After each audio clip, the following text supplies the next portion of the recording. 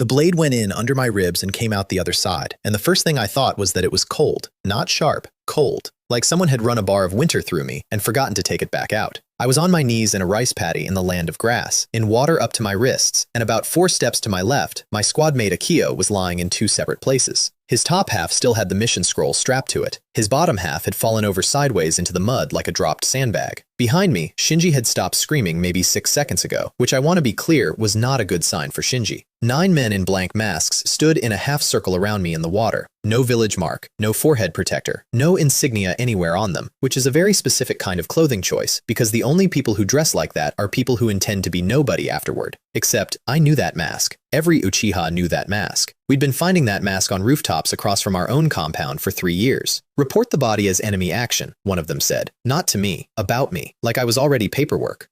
And that right there is the last thing the real Uchiha Kaito ever heard.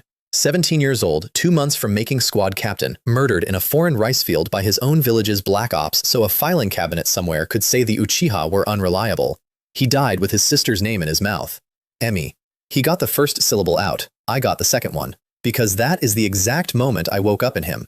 I want you to understand what that's like. 1 second I am a guy on a couch with a bowl of instant noodles going soft on my chest, and the next second I am a 17-year-old with a hole in his lung, kneeling in cold water, holding a dead man's name in my mouth, in a world I have read cover to cover. I knew this place. I knew every single one of these people. I knew the mask, and I knew whose desk the order came from, and I knew what week it was. And knowing what week it was is when the panic actually started, because there is exactly 1 week in the Uchiha calendar that matters, and I had landed in it. Also, and I cannot stress this enough, I was dying. So I did the only reasonable thing.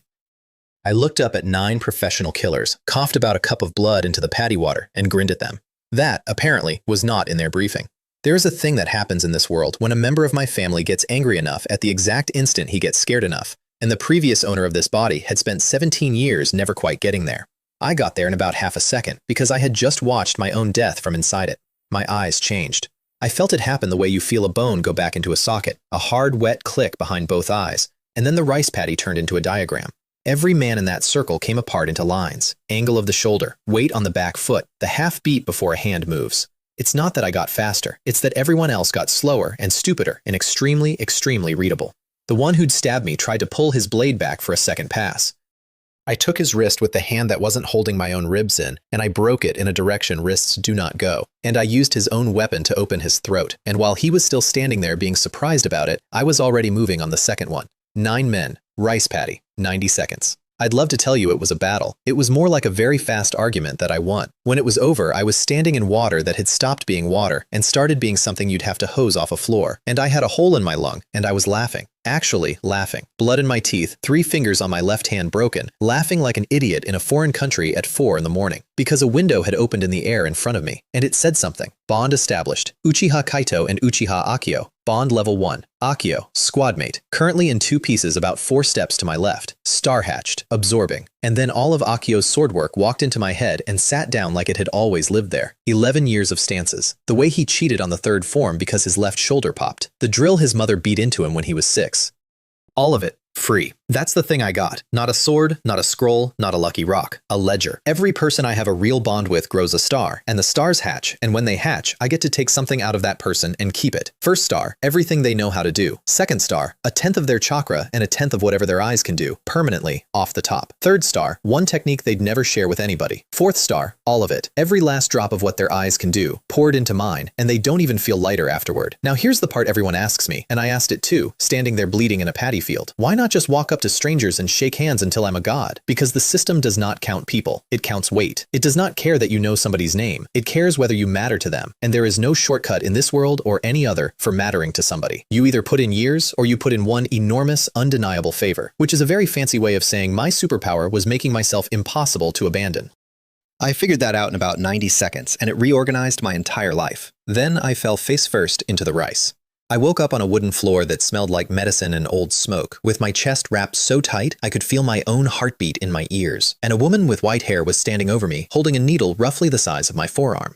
"Don't sit up," she said. I sat up. I said, "Don't sit up." "I heard you." My voice came out like a door hinge. I wanted to check whether my body still took requests. That was Saki. Grass ninja, medical corps, permanent expression of a person who has been let down by every single man she has ever met. Standing behind her, holding a lamp and trying to look like he wasn't staring at me, was a kid about my age with a bandage on his forearm and the specific hunched posture of someone whose father is important and terrifying. Ren. They'd found me in the field. They'd counted the bodies. They had questions, and I want to be honest, all of the questions were extremely reasonable. But I wasn't looking at their faces. I was looking above their heads, because over each of them there was a little glowing marker only I could see.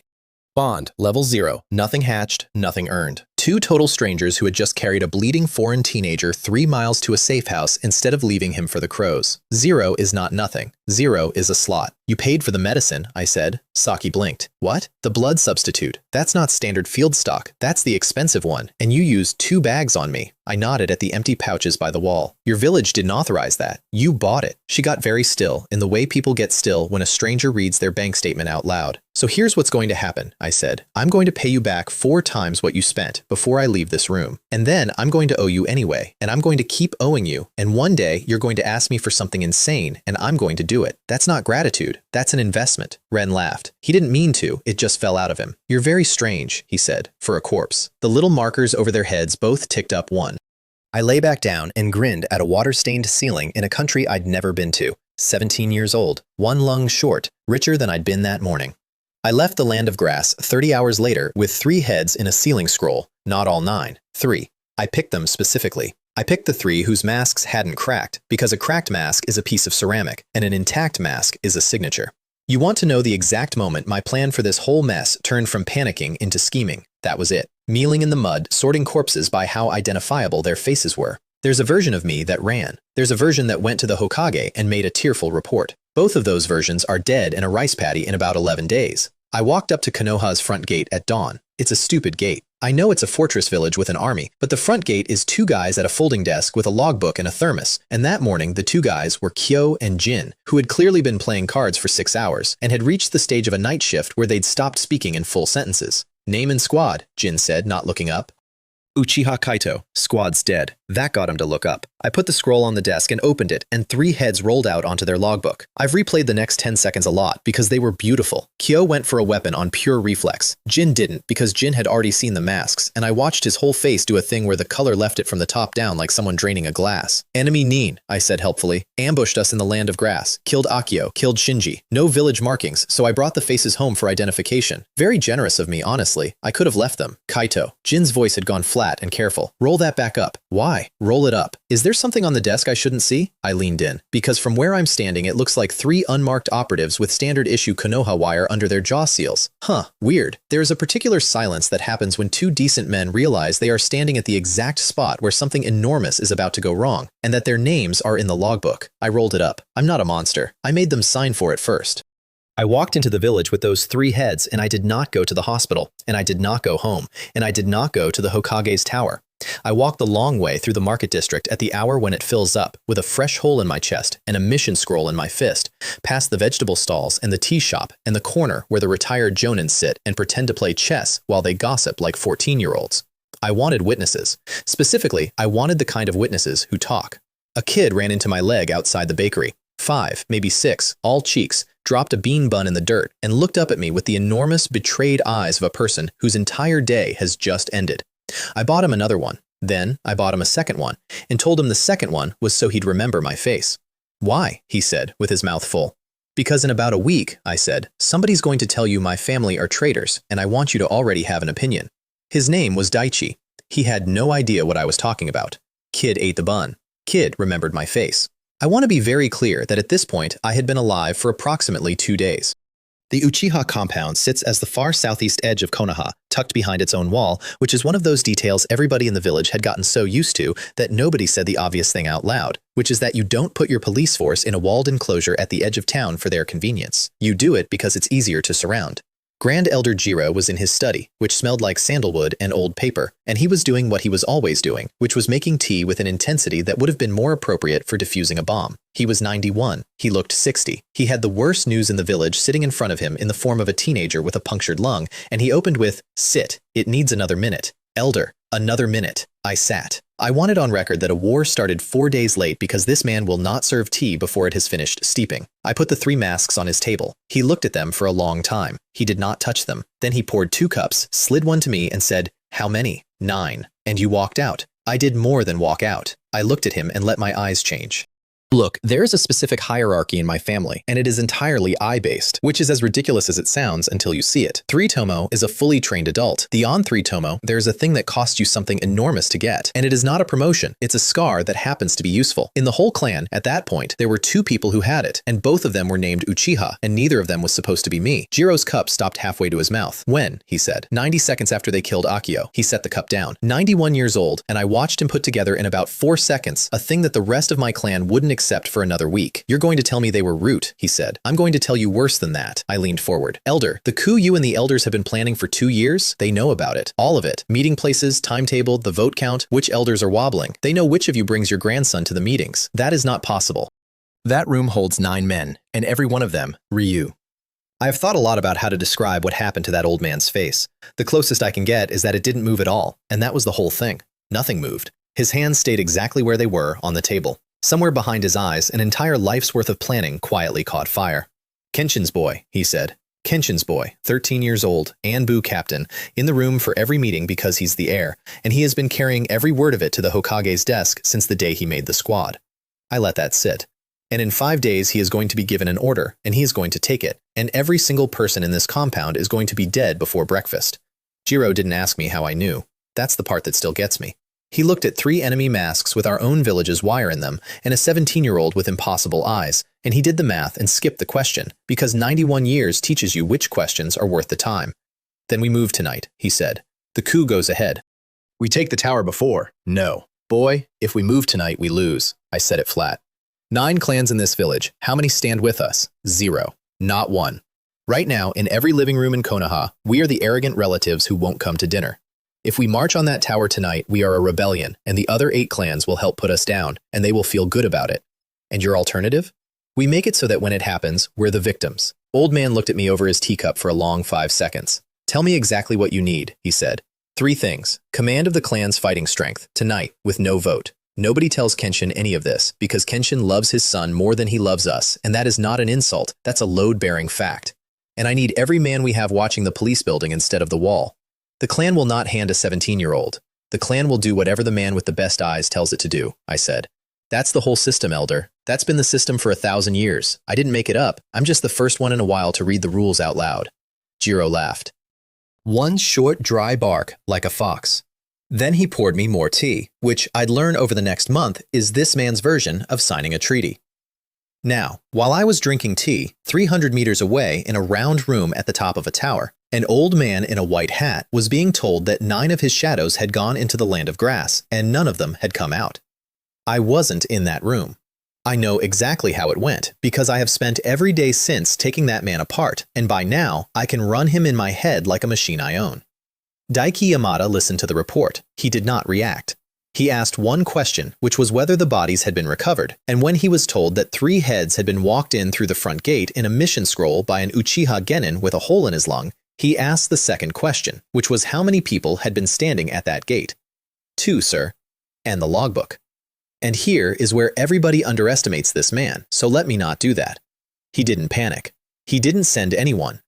He sat back in his chair and he thought about it, and what he concluded was that his old teammate's private army had just been publicly bloodied by a child in front of witnesses on the eve of the thing they'd all agreed to do to the Uchiha. And then Daiki Yamada decided to do nothing at all, not out of weakness, out of arithmetic. Every root operative that died was a debt he no longer owed. If the Uchiha and Akira wanted to bleed each other for a few days before the ending he had already approved, that ending got cheaper. He told the messenger the village would investigate. He meant it the way a landlord means it. Meanwhile, under the village, in a room with no windows, a bandaged man was breaking things. Akira Kobayashi had spent 40 years assembling a tool that did not exist on paper, and that morning, 9/10 of a squad had failed to erase one 17-year-old and had instead donated their faces to the enemy's evidence pile. 1, he said. 1 boy. The report said the boy had activated something. The report said it was not a standard Sharingan. Akira went very quiet. His right arm was under bandages and had been for a decade, and inside those bandages was a thing I'll get to, and I promise it's worse than you're imagining. He put his hand on it without noticing he was doing it. Pull everyone in, he said. Every operative outside the walls. I want them home tonight. The officer hesitated. That was 140 men out of position across 3 countries. Tonight, Akira said. He thought he was preparing. He was assembling everything I wanted in one place. I got home a little after noon. Home was a small house on the second ring of the compound, persimmon tree in the yard, a ramp instead of a step at the front door. I stood outside it for a good 30 seconds with my hand on the gate because the previous owner of this body had memories in there and I was about to walk into them wearing his face. Then the door slid open and a girl in a wheelchair said, "You're late and you're bleeding and I can smell foreign antiseptic from here, so start talking." Emmy, 14, my sister. She had no legs below the knee and one hand. That happened when she was 2 years old, on the night the Ninetales came through this village like a plow through a wheat field, and I want to be precise about this because it matters later. She did not lose them to the fox, she lost them to a building. A support beam came down across a shelter full of children, and by the time anyone dug her out, the damage had had 11 hours to finish. Nobody ever told her whose fault that night was. She'd have been fine either way. Emmy had exactly zero interest in blame, and a completely unreasonable amount of interest in everybody else's business. "Grass," I said. "Squad got hit. Akio and Shinji?" I didn't answer. She looked at me, and her face did something quick and awful, and then she put it away, which is a skill you learn young in a village like this. She wheeled backward to let me in. "Then you eat," she said. "You can be sad after you eat. You're the color of a dish rag. Emmy, after you eat." The other person in my house came out of the kitchen holding a knife, and I mean holding it correctly, which was the problem. K was 12. He was my cousin, technically, though the technicality had stopped mattering about 4 years earlier when his parents didn't come back from the border and my parents' house had a spare room. He was small for his age, extremely serious, and had been cooking every meal in that house since he was 9 because Emmy had one hand and I had the domestic skills of a wild dog. He looked at the blood on my shirt. "Who?" he said. "Doesn't matter. Kaito. K, I need you to keep chopping the onion." He kept chopping the onion. He also didn't blink for about a minute and a half, and I made a note about that because a 12-year-old who goes quiet and keeps working is not a 12-year-old who has let something go. We ate. It was good. It was always good. That was the infuriating thing about him. And over the table, while my sister argued with me about whether a punctured lung counts as a reason to skip dinner, 2 little markers hung in the air that only I could see, and both of them were higher than anything else in my life. Bond level 3 and 1 star from hatching. That's my family. 14 years of weight, sitting right there eating rice. Afterward, I sat in the bath, which in our compound is a stone tub in a room with a window that looks out at the wall, and I did the thing I'd been putting off all day, which was open the ledger properly and look at what I actually had. The old man had hatched. Jiro, Grand Elder, 91 years old, and had sat in his study for 1 hour and taken tea from him, and the system had decided that was weight because he'd handed me command of everything he had. Star 1. Every technique that man had learned in 91 years came into me like water into a basin, and about a third of it was stuff I didn't have the body to perform yet, but knowing beats not knowing. Star 2. 10% of his chakra, and 10% of what his eyes could do, off the top, and mine forever. And then 2 names surfaced out of it that made me sit up so fast I put my head into the shelf. The first one lets a man take an event that has already happened to him and declare it didn't. You use it, you pay for it with the eye that used it, and that eye closes forever. 1 free rewrite of reality, price, half your sight. The second one is worse and better. The second one takes a person and puts them in a loop. Not an illusion of a place, a loop of a moment they have already lived, over and over, forever. And there is exactly one way out, which is that they have to accept something about themselves they have spent their whole life refusing to accept. You can't break it with strength. You can't break it with willpower. You break it by changing. I sat in that cooling water for a very long time with my heart going like a bird in a jar because 5 days from now, a 13-year-old genius was going to walk into this compound with a sword and an order, and I had just been handed a technique that does not beat people, it converts them.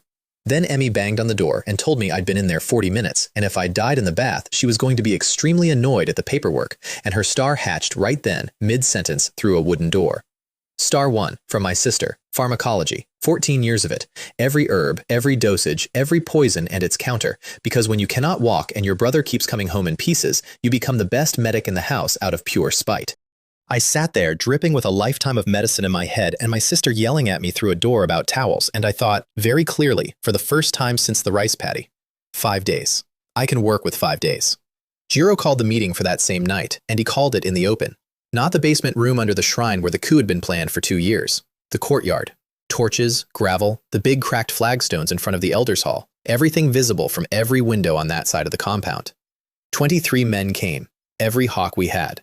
The ones who'd been sharpening for the coup. The ones who'd been counting bodies since the Ninetales night.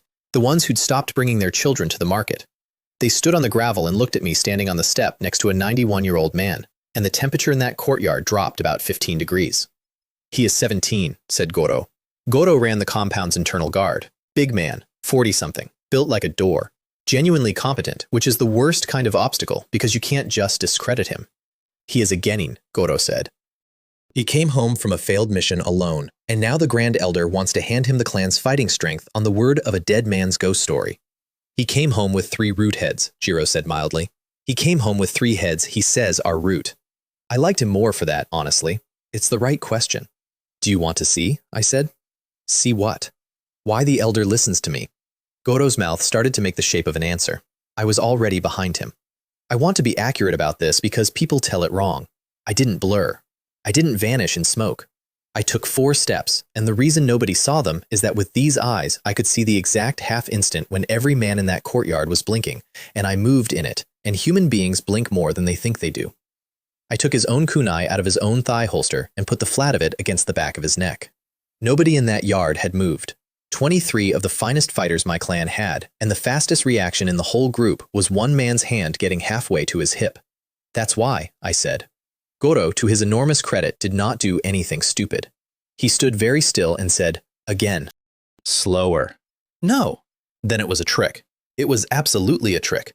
I stepped back and handed him his knife, handle first. Everything is a trick. That's the job. But if you'd like to check whether it's a repeatable trick, bring friends. He brought friends. Takeru, Haruki, and Hayato stepped out of the line without being asked, which told me everything about how the last 2 years had gone in this compound. 4 jonin, all of them older than me. All of them with 3 tomoe and a real career. Jiro sipped his tea. They came at me from 4 sides, and they came properly. No warning, no ceremony. A genjutsu overlaid on a wire trap overlaid on 2 men actually swinging. It was good work. It was the kind of coordination that takes years. I let it get close. I wanted them to feel like it was working. Then I let go of the thing I'd been holding down since the rice paddy. I don't have good words for it from the inside. From the outside, what happened is that the air above me tore and something came out of it, and the courtyard went the color of a forge. It's a giant.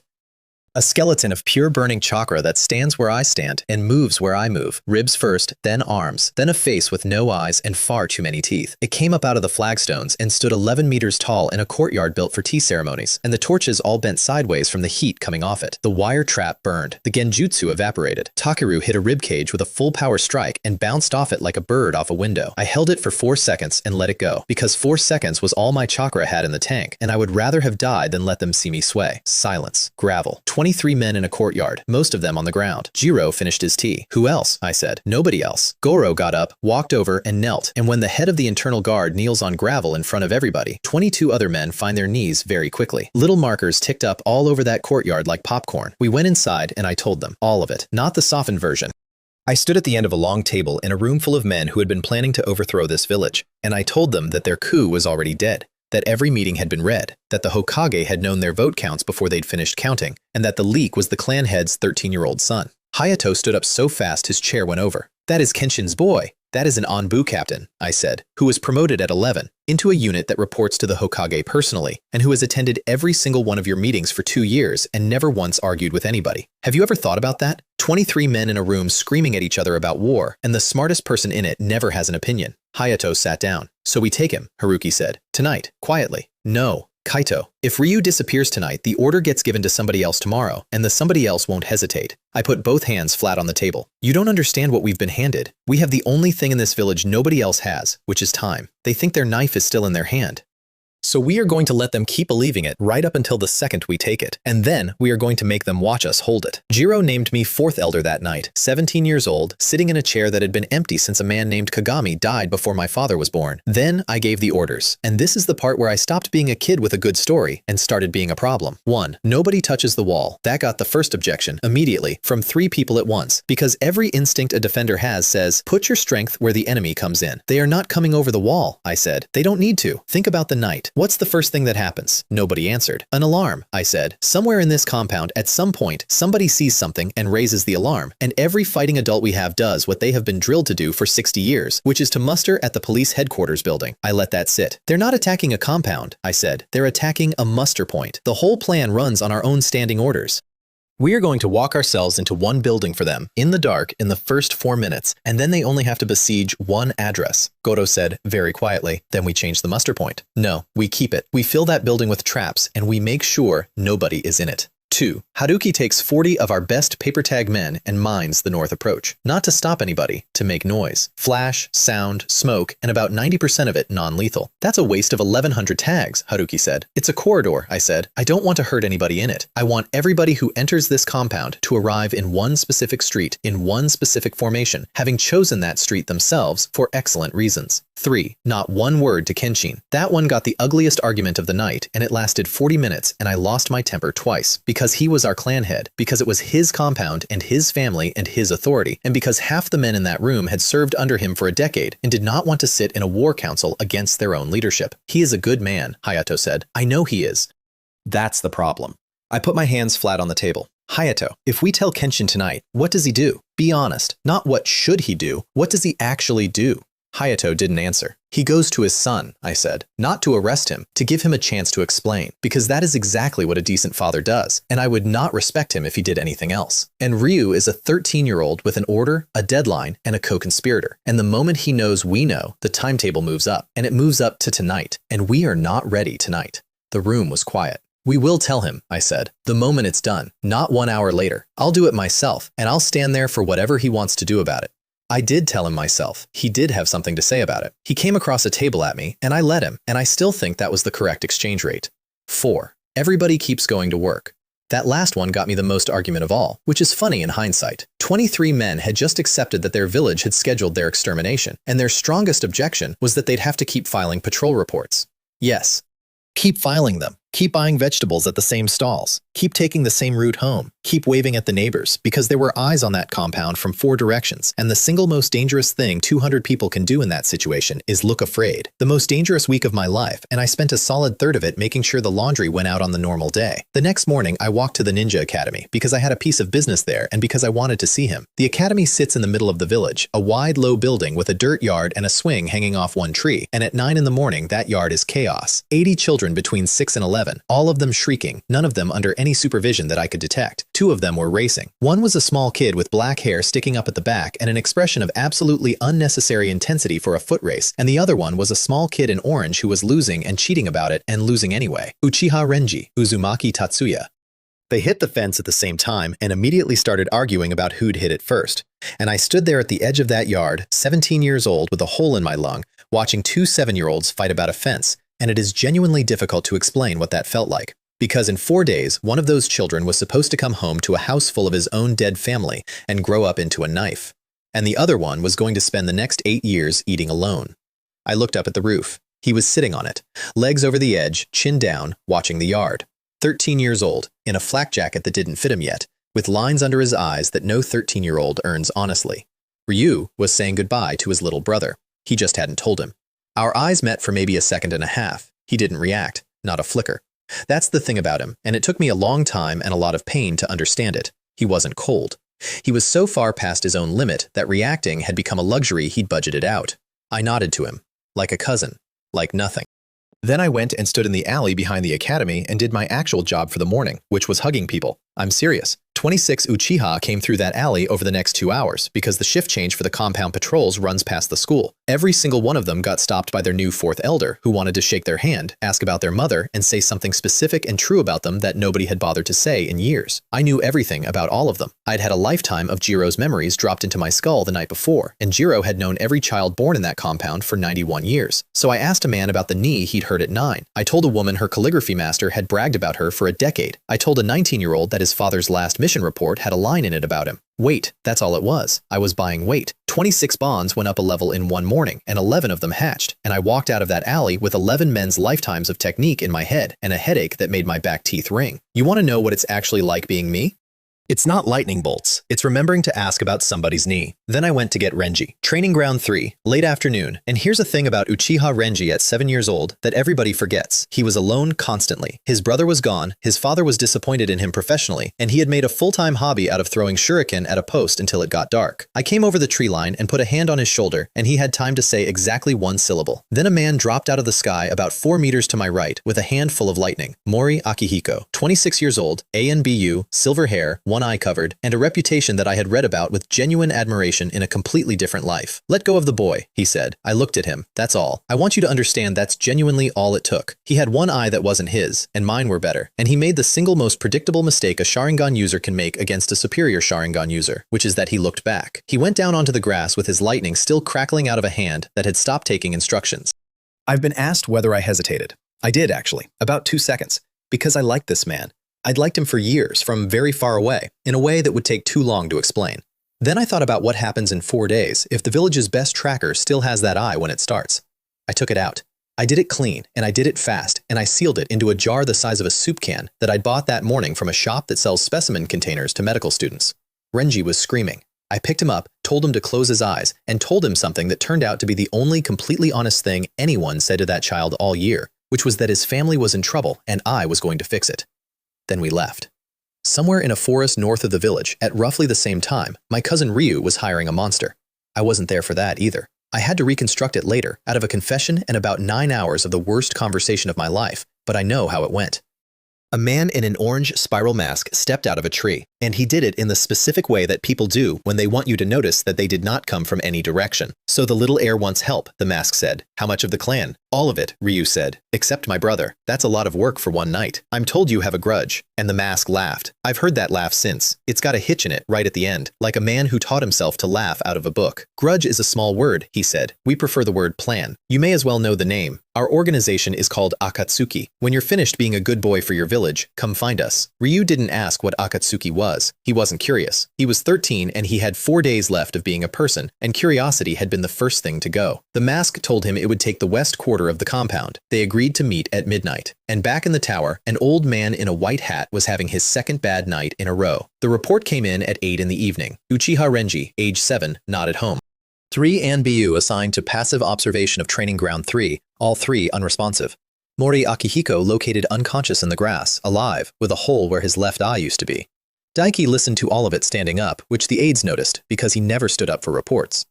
"Akihiko's eye," he said. "Removed, sir, surgically. No damage to the socket." Now think about what that tells him. Not gouged out in a fight, removed, carefully, by somebody who wanted it working afterward. There was exactly one clan in this village that takes eyes. "Where is Ryu?" he said, and nobody in that room could answer him. He sat down, after all, and he looked out the round window at the compound lights on the southeast edge of his village, and for the first time in a long career, the third Hokage did not know what was going to happen next. Neither did I, honestly, but I had a 7-year-old asleep on my couch, an eyeball in a soup jar, and a very specific plan for midnight. He came over the north wall at 11:51, 9 minutes early. I'd told Haruki he'd be early. Haruki had bet me dinner. Haruki lost dinner. The thing about ambushing a genius is that you cannot outthink him, and you should not try. You can only pick the ground. So I hadn't tried to hide anything. The north approach was a corridor of paper tags and steel netting, so obvious that a Chunin could have spotted it from the street. And that was the entire point, because Ryu looked at it, understood it instantly, and walked around it, which put him exactly where I wanted him, on the flagstone yard by the east storehouse. Open ground, no cover, 40 meters of nothing in every direction. I was sitting on the storehouse roof with my legs hanging over the edge, eating a rice ball. "Cousin," I said. He stopped. He was in full Anbu dress, sword over the shoulder, mask up on his forehead so I could see his face, which is a courtesy, and which I appreciated. "Kaito." He looked at me for a moment. "You took Renji. He's asleep in my house. Emmy gave him a bath and made him eat 2 bowls of rice. He complained about the second one." I took another bite. "You should know he's a very poorly raised child, Ryu. Nobody's ever made him do anything he didn't want to do." "That's on your father, but it's a little bit on you." "Give him back." "Sure, right after." "After what?" "After you tell me what time the order goes into effect." The yard got quiet in a specific way. "I don't know what you—" 11:51, I said. "You were told midnight. You came 9 minutes early because you wanted to walk through the compound one more time while everyone was still alive. You went past the bakery. You went past the shrine. You stopped for 11 seconds outside your mother's kitchen window." He didn't say anything. "I know because I had a man on that roof," I said. "And I know why you stopped, because I would have stopped too. And then he came for me. I have fought a lot of people since. I have fought men who could level a district. Nothing has ever been like the first 4 seconds of Uchiha Ryu at 13 years old. He crossed 40 meters and I did not see him cross it. There was a flash of red under his forehead protector, and then the roof I was sitting on stopped existing, and I was in the air backward with 3 shuriken already in the space my chest had been, and every one of those shuriken had a wire on it, and every wire was already burning.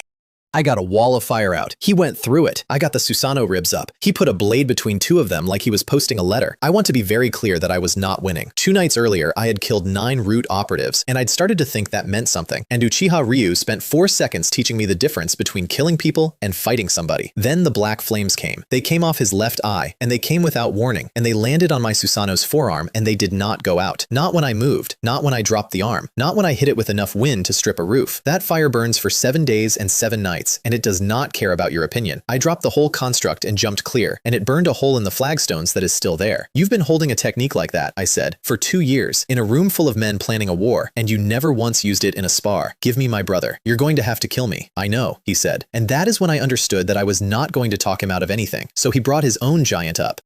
The thing above him was the same shape as mine, and a completely different animal, because his had a shield and a sword, and both of them were the kind of item that stops being a weapon and starts being a rule. 2 burning skeletons the size of houses stood in a compound full of sleeping families at midnight, and I thought, if this goes another 60 seconds, I lose the compound before Root even shows up. So I stopped fighting him. I took my Susanoo's arm off, deliberately, let his blade go through it, and let the momentum bring his face past mine at a range of about 1 meter. And I looked at him with my right eye. Here's what that technique actually is, and I need you to hear it properly, because everybody in my clan gets it wrong. It isn't a genjutsu you win by having more chakra. It's a machine. It takes a real moment from the target's real life, one they've already lived, and it plays it again. And when it ends, it plays again and again. There is no exit. There is no counter. There is no doorway. There is one release condition, and it is this. The person inside has to accept a truth about himself that he has been running from. That's it. That's the whole lock. You cannot lie your way out because the loop is made out of your own memory, and your memory knows when you're lying. So I picked a moment. I did not pick a battle. I did not pick the day his best friend died, though I could have. I picked a Tuesday. I put Uchiha Ryu in the corridor outside his own kitchen, 11 seconds before he walked away from his mother's window. Rain on the roof, light through the paper, Renji's voice inside, complaining about something small, and I made him walk away. Then the corridor came back and he walked away again, then again. Let me tell you what he tried, because he tried everything, and because I was in there for all of it. The first 100 were force. He tore that corridor apart with his hands. He burned the house down, twice, with everyone inside it, which I think was an experiment rather than an act. He worked out that the technique had to be anchored to my eye, and he came out into the yard and killed me, and he did it about 40 different ways, and some of them were genuinely inventive, and one of them I have since stolen. Every single time, the last thing he saw was rain on a roof, and then he was back at the top of that corridor with wet feet. Around 200, he stopped attacking and started negotiating with the scenario. That's the smart move, by the way. That's the one a clever person finds. If the loop is made of a choice, change the choice. So he went in. He walked into that kitchen and picked his brother up and sat down at the table and told his mother everything, start to finish, in one long sentence. And Ayumi put her hand over her mouth, and the rain came. He took his whole family and ran west, got 4 kilometers. He went to the Hokage and refused the order to his face. He went to the clan elders and confessed, and stood there while they decided what to do with him. He went to Genji's grave and sat there until it reset. He did, I am fairly sure, every single decision a functioning human being could make in that hallway, and a number that only he would have thought of, and every one of them ended in the same place, because the loop was never about what he did in the kitchen. Around 300, he stopped trying.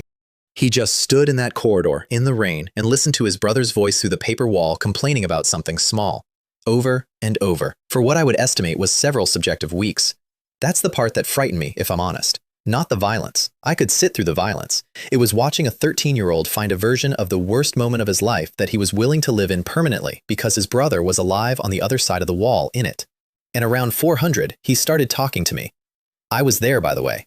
Not as a figure in the memory, just as a voice, standing where I'd been standing, in a yard that had stopped mattering. You want me to say it was wrong, he said.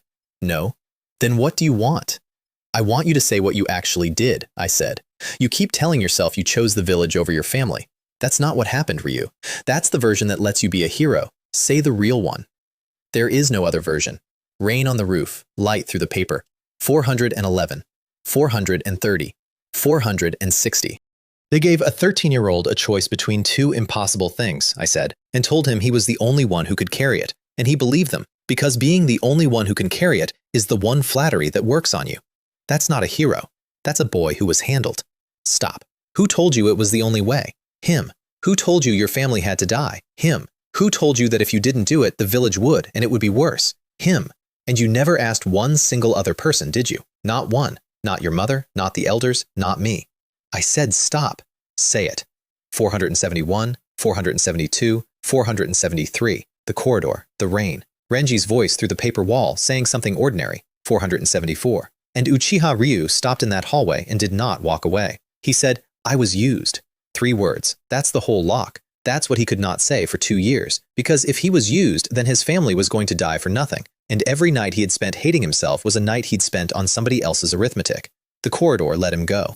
Meanwhile, in the yard, about 9 seconds had passed. That's the other thing nobody tells you. Time in there does not match time out here, even a little. Out in the real world, I was standing in a wrecked flagstone yard with my Susanoo down to a ribcage, holding a 13-year-old up by the front of his vest, with black fire still eating a hole in the ground beside us, and less than a minute before Root reached the wall. And I had a soup jar in my pouch. I'd like to say I agonized about it. I did not. I took Ryu's left eye out, the one that had thrown the black flames at me, and I put Mori Akihiko's eye into the socket, and I sealed it, and I did it in about 40 seconds with a lifetime of my sister's medical knowledge running my hands. Then I put Ryu's eye in the jar. You may reasonably be asking why I would give a man I had just defeated a brand new eye instead of, for example, leaving him with an empty hole. 2 reasons. The first is that the eye I gave him could do a thing his own could not, which was open a hole in space and walk through it. And the very short list of people who can do that included a man in an orange mask who had just been hired to kill my entire family.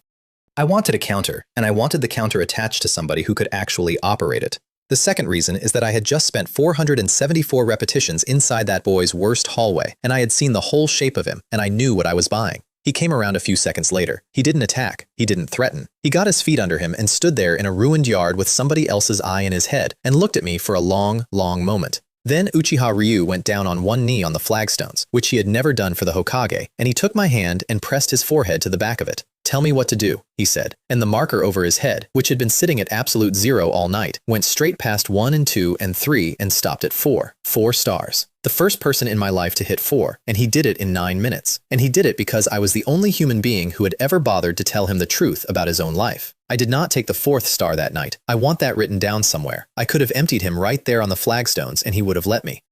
I said, "Get up, your brother's asleep on my couch and he's going to want to see you." Then I said, "Also, Root's about 90 seconds out, and I need you to do something you're going to hate." Across the compound, in a house with a good garden, my clan head was trying to leave. Uchiha Kenshin had heard a fight. Everybody in the compound had heard a fight. 2 Susanoo went up in a residential district, and there is no version of that which anyone sleeps through. He got to his front gate in his sandals, and found the Grand Elder standing in it with a tray. "Jiro, move. Sit with me a moment. There is a fight in my compound." "There was," Jiro said. "It's finished. Sit down, Kenshin." And then that ancient, patient, utterly ruthless old man poured tea for a man whose entire family was about to change forever at 11:59 at night in his own gateway and made him drink it. It took 11 minutes. Kenshin spent 9 of them furious, 1 of them confused, and the last one, I'm told, very quiet, because somewhere in the middle of it, the sound from the north end of the compound changed. It stopped being 2 men fighting. It started being a lot of people arriving. The man in the orange mask walked into the police headquarters at 4 minutes past midnight and found it empty. I wish I'd seen his face. Obviously I couldn't, on account of the mask, but I like to imagine it. Konoha Military Police Headquarters. 3 floors. Duty desk, cells, armory, the big open room where the night shift plays cards. On any given night, there are between 30 and 40 armed Uchiha in that building, which is exactly why it was the first stop on his list. Chairs pushed in, lamps out, tea cold in the cups. He stood in that dark front office for about 6 seconds, and I know it was 6 seconds because that was how long Goro waited. Then the doors sealed. 6 men came out of the ceiling and the floor and behind the filing cabinets, and every one of them had a barrier tag, and the tags all went at once, and the building's entire ground floor turned into a box. He killed 2 of them in the first 4 seconds. I'm not going to pretend otherwise. Goro lost Sadao and Mitsuki in that room, and I signed both letters myself. But he did not get out, and that was the whole assignment. Because here's the thing about the mask, the thing that took me an embarrassingly long time to nail down, even knowing what I knew.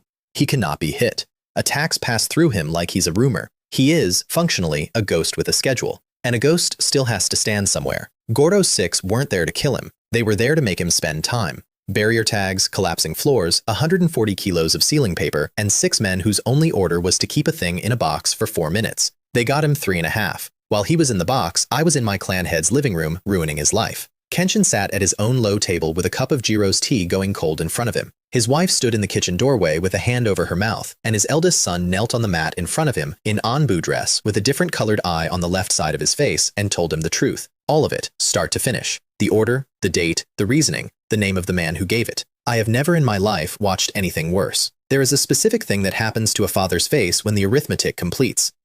It's not shock because Kenshin had been half expecting a betrayal from somewhere for 2 years. It's that the shape of the betrayal is wrong. He'd been braced for a knife from the village. He got it from the boy he'd been apologizing to his wife about for a decade. He didn't shout. He asked one question. Did you agree? Yes, Ryu said. Kenshin put his hand over his eyes. And then, because I am not a nice person, I said, Renji's at my house. He looked up. He's fine. He's asleep. Emmy's got him. I let that sit for exactly 1 beat. He stays there until this is over. You are threatening my son. I am removing your options, I said, which I'm aware feels identical. Kenshin, in the next 4 hours you are going to be asked by men you respect to do something reasonable and moderate and conciliatory, and you are going to want to do it, because that is who you are. I need you unable to. So your 7-year-old is going to be in my kitchen, and every time you think about compromise, you're going to think about who's holding him. He came across the table at me. I let him get a hand on my collar. I thought he'd earned it.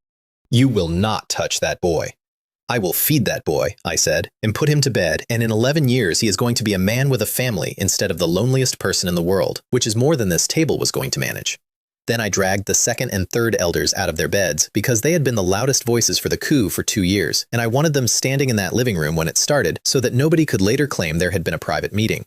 2 old men in sleeping robes on a cold floor at midnight, being told the war they'd wanted was starting 3 days early and not in the direction they'd picked.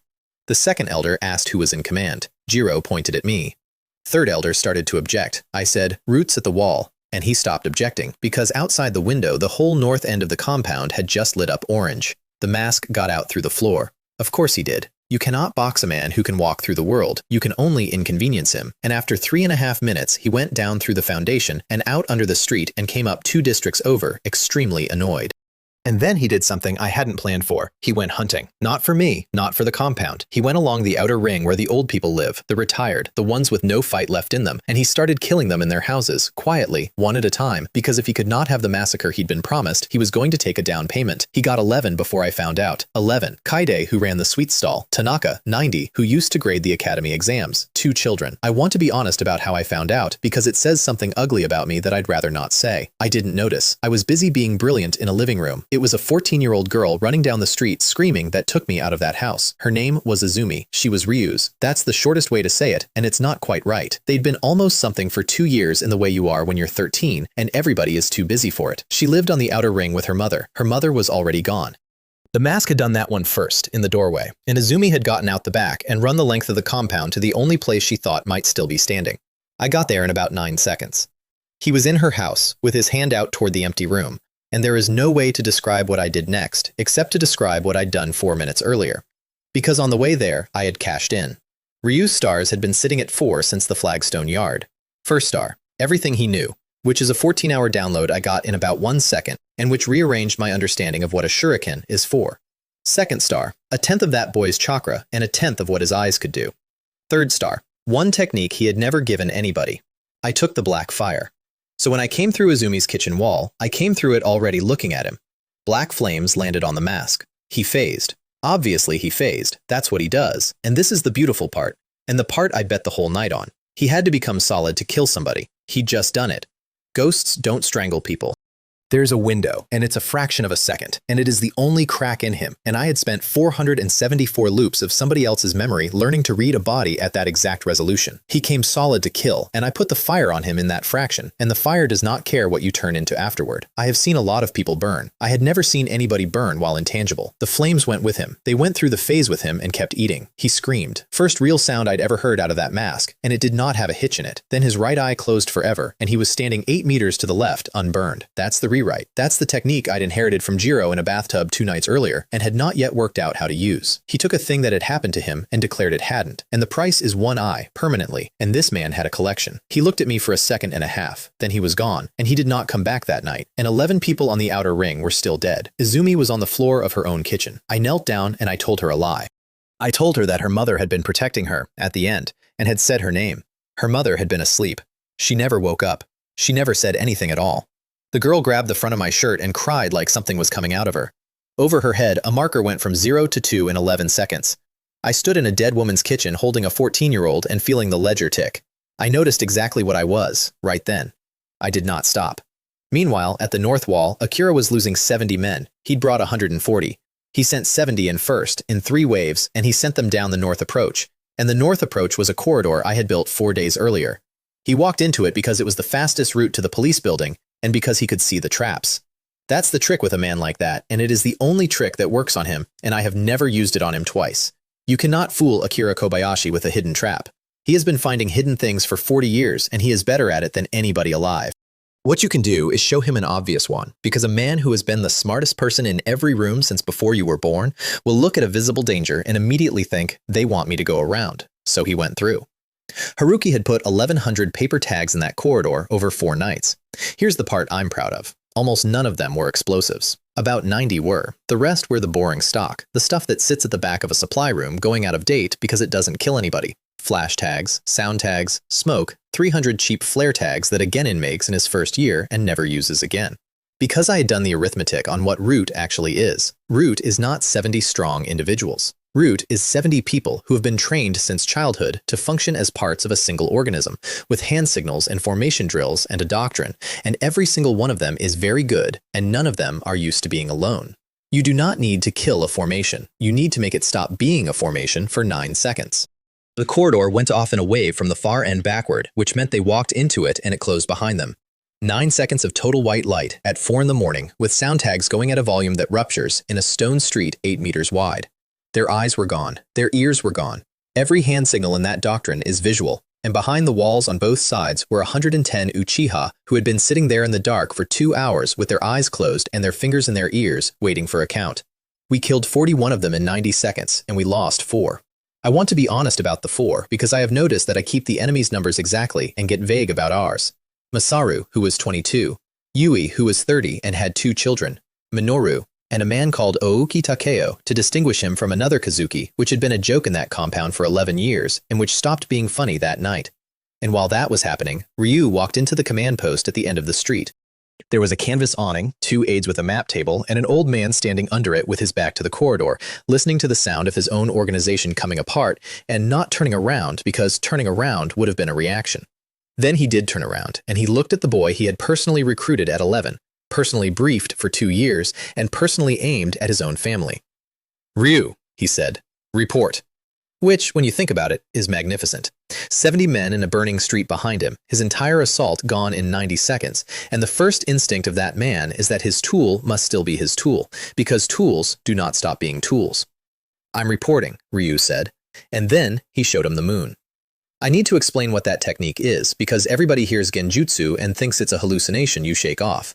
It takes a person and it gives them a length of time, any length, any content. It does it in the gap between 2 heartbeats, and the body outside does not move and is not marked, and the mind inside experiences every second of it at full weight with no ability to sleep, faint, or die. 3/4 of a second outside. 72 hours inside. Akira Kobayashi stood under a canvas awning in a burning street for 3/4 of a second and lived 3 days, and I have never asked what was in them, and Ryu has never offered. When it was over, he was on his knees, and one of his aides had drawn a weapon and did not seem to know what to do with it. Ryu walked up to him and pulled the bandages off his face. Under those bandages, in that man's right socket, was a Sharingan. It had belonged to Uchiha Genji, who was Ryu's best friend, who had died 4 months earlier, and whose death had been filed as a suicide by a man who was standing right there with the evidence in his skull. Ryu took it back. He didn't say anything while he did it. That's what got me when I read the report. Not one word. He knelt down in a burning street, took his friend's eye out of the head of the man who'd stolen it, put it in a jar, stood up, and left. He also unwound the rest of the bandages. Down the shoulder, down the arm. I'll get to the arm. It deserves its own conversation, and I want you sitting down. We ended that night with 41 Root dead, 11 of ours dead, 1 clan head who wasn't speaking to me, a 14-year-old girl asleep in my sister's room, and 1 enormous unintended consequence 800 kilometers to the west. Because in a fog-covered village in the land of water, there was a boy of about 15 sitting on a chair too big for him with a staff across his knees, and he had been somebody's puppet for 4 years. He was the 4th Mizukage. His name was Seiji. And the reason nobody had noticed that an entire country had been steered into a civil war by an outside hand was that the hand belonged to a man in an orange mask, and that man's control ran through one eye. The eye he had just spent to keep himself from burning to death in Izumi's kitchen. At about 2 in the morning, in a room full of terrified advisors, the 4th Mizukage put both hands on his own face and screamed. Then he stopped, and he sat back, and he looked around at his own council, and asked, in a small, extremely young voice, how long it had been. Nobody dared tell him. He'd been gone 4 years. In those 4 years, his village had killed every child born with a bloodline, drowned its own graduating classes, and earned a nickname that will follow it for a century. Seiji sat there while they told him what his hands had done. And then he asked a question that changed the next 6 months of my life. He asked who had been holding the leash. The news reached the tower at 2:15. Root's assault force had been broken in a residential street, 41 dead. The commander had been found kneeling, and Uchiha Ryu had been seen fighting on the Uchiha side. Daiki Yamada did not say anything for a while. I've thought about that silence a lot. Everybody assumes he was calculating. He wasn't. He was grieving, in the specific way that a man grieves an investment. Because he'd built that boy. Not with money, not with threats, with attention. I want to explain what he actually did to Ryu, because when I finally understood it, it changed how I fought him. He found a child who was too smart for his own family, and he sat him down and talked to him like an equal. He was the only adult who did. Then he told him the world was more complicated than his clan believed, which was true. Then he told him peace was worth terrible costs, which is also true. Then he told him he was the only one in the whole village who could see it. Every one of those steps is a real idea. That's the craft of it. You don't manipulate a genius with lies. You manipulate him with true things arranged in the right order. And then, at the end of 2 years of that, you hand him a knife and tell him the choice is his. The choice was never his. The choice was made in a room he wasn't in, by 3 old people who had already agreed, and then it was handed to a 13-year-old wrapped in enough philosophy that he'd carry it home and think it was his own. That's not strategy. That's grooming with a headband on. I know exactly how it works because I did the same thing to him 4 hours later. The difference is that I told him it was happening. That is a real difference, and it is also not as big a difference as I would like. Daiki finally spoke. "Wake the advisors," he said, "and send for Kenzo." Ryu came back into the compound at 3 in the morning. 200 Uchiha were in the assembly ground by then. Everybody was up. Nobody in that compound was going to sleep again for a week. And 200 people watched the clan head's son walk through the gate in Anbyu armor with somebody else's eye in his head. And the sound that went through that crowd was not a good sound. Because they knew. Jiro had told them at midnight, standing on a box in plain words because I'd asked him to. No rumor, no whisper campaign. Every adult in that compound had been told at midnight that the heir had sold them and that he had been turned back. Turned back is a very hard thing to sell to a crowd holding 11 bodies. Somebody threw a rock. It hit him in the shoulder. He didn't move. Then a man near the front said the thing everybody was thinking, which was, "We should kill him tonight." And I let it run. I want to be honest about that. I stood on the elder's step next to Jiro and let 200 grieving people talk about killing a 13-year-old for about 90 seconds, because a decision that isn't shouted about is a decision people reopen later, and I did not have time to have this conversation twice. Then Azumi walked out of the crowd, 14 years old. Her mother had been dead 4 hours. She walked out of that crowd in a borrowed jacket with her face swollen, and she stopped in front of him, and 200 people went silent, because whatever else was true, that girl had earned the right to say the next thing. She hit him, once, open-handed, hard. Then she grabbed him and put her face in his shoulder and didn't let go. That was it. That was the whole argument. 200 armed people were talked out of an execution by one crying 14-year-old who couldn't be bothered to make a speech. I'd like to tell you I planned that. I didn't. I'm good. I'm not that good. Jiro poured tea. At 4 in the morning, the Hokage's advisors were in his office, and Kenzo of the Sanin came in through the window like a man who'd been walking on the roof for a while. At the same hour, I was standing on the north wall of my compound watching Root's second wave form up in the street below. And this time, they'd brought 110 men, and this time, they weren't being clever. So I stopped being clever too. 3 of us went over that wall. Me on the left, Ryu in the center, Jiro on the right, 91 years old, in a robe, moving like the last 40 years had been a rumor. 3 Susanoo came up in a Konoha street at 4 in the morning. I want you to picture it properly, because the entire rest of this story runs on what the neighbors saw. 3 burning giants, 11 meters tall, shoulder to shoulder in a street 8 meters wide, walking, not fighting, walking, in step, taking the fronts off the buildings on both sides with their shoulders because there was not room for 3 of them, and there was going to be room for 3 of them. The light off that changes the color of everything. Every window on that street went orange. People 4 districts away came out onto their roofs. Root's commander did the correct thing, which was to fall back to the barricade and layer the response. First, the suppression seals. 9 men threw them simultaneously, which is a technique that shuts down chakra flow in a target area, and which had ended fights for that organization for 40 years. They landed on the constructs and did nothing at all, because a suppression seal works on a chakra network, and a Susanoo does not have one. It is an object. You may as well throw a seal at a chair. Second, the barrier team. That one nearly worked, and I want to be honest about it. 4 specialists put a containment box up around all 3 of us in about 6 seconds, which is genuinely superb work under those conditions. Jiro walked into the wall of it, and it held. Then Ryu's construct drew its sword, and the thing that sword is cannot be blocked by a barrier, or by armor, or by distance, or by anything else that has ever been tried, because it does not cut the object. It cuts the concept of the object being intact. The barrier came apart like a soap bubble, and the 4 specialists went down the street. Third and last, they went at the aiders. 2 men with lightning got through the gap between my construct and Jiro's, and they were fast, and they were extremely good. good, and they had clearly practiced this exact approach for a scenario just like it. One of them got a hand into Jiro's ribs. I heard it. Over everything else, over 110 men and 3 burning giants and the fronts of 6 buildings coming off, I heard a 91-year-old man's ribs go, and I turned my head. He did not stop walking. He put his own hand on that operative's face and said something I did not catch, and the man went down and did not get up. And Uchiha Jiro kept walking down that street with a broken chest at 91 years old and did not break step once. Root was not a joke. I need that understood. Root had been the most feared thing in this country for 40 years, and everything they did that morning was correct. Root was built to kill people quietly, in the dark, in ones. We had turned every light in the district on and come down the middle of the road. By 4:10, there were 43 more of them in that street, and the survivors were pulling back through the market district in no formation at all, and every window on that road had a face in it. Every window. That's the part that mattered. That's the whole reason I did it in the open instead of at the wall, because at 4:30, when the 3rd Hokage of Konoha came down that street in person, he did not arrive at a compound. He arrived at an audience. Every clan head in the village was there by then. Shuji of the Hyuga, in formal robes, with 4 branch guards. Koji of the Nara, hands in his pockets, looking like he'd rather be anywhere. Ryoma, Takeshi, Riko with 2 dogs, Aburame Shin standing perfectly still in a coat. They'd all come to see what the noise was. That is human.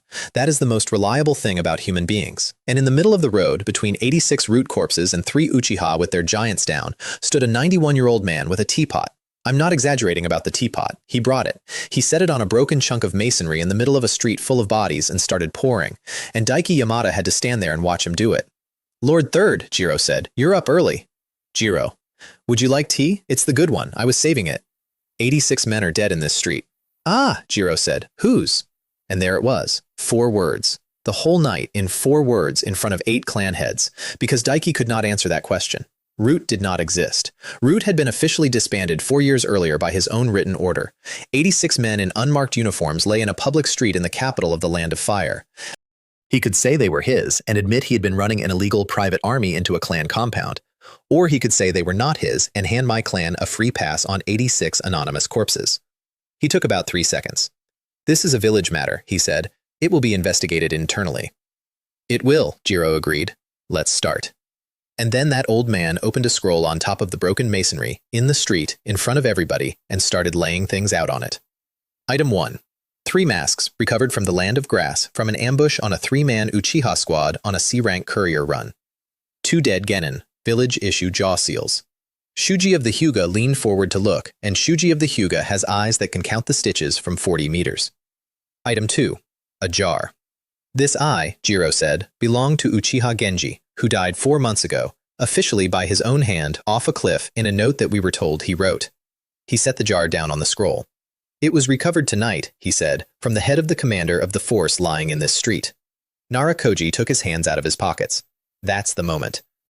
Everybody focuses on the Hokage, and the Hokage was made of stone. Watch the Nara. That man was the smartest strategist in the village, and he had just been informed, publicly, that a suicide he'd signed off on had been a theft, and I watched him start running the last 4 years again from the beginning. Item 3. And this, Jiro said, is what was under the bandages. Not a jar this time. A drawing. A field sketch, done by a medic, of a man's right arm from shoulder to wrist. It was not made of arm. It was pale, and it was grown, and it was studded down its whole length with implanted eyes. Ours. 10 of them. The street made a noise. 10 Sharingan, Jiro said. Harvested. Set in a limb built from the cells of the first Hokage. Lord Third, I'd like to ask a small question in front of these people, and I would like you to answer it, because I have been very patient for a great many years. He picked up his tea. When our children disappear on missions, he said, where do their eyes go? I have never heard a street that quiet. Not before, not since. 86 bodies, 8 clan heads, 400 civilians in the windows, and nobody made a sound.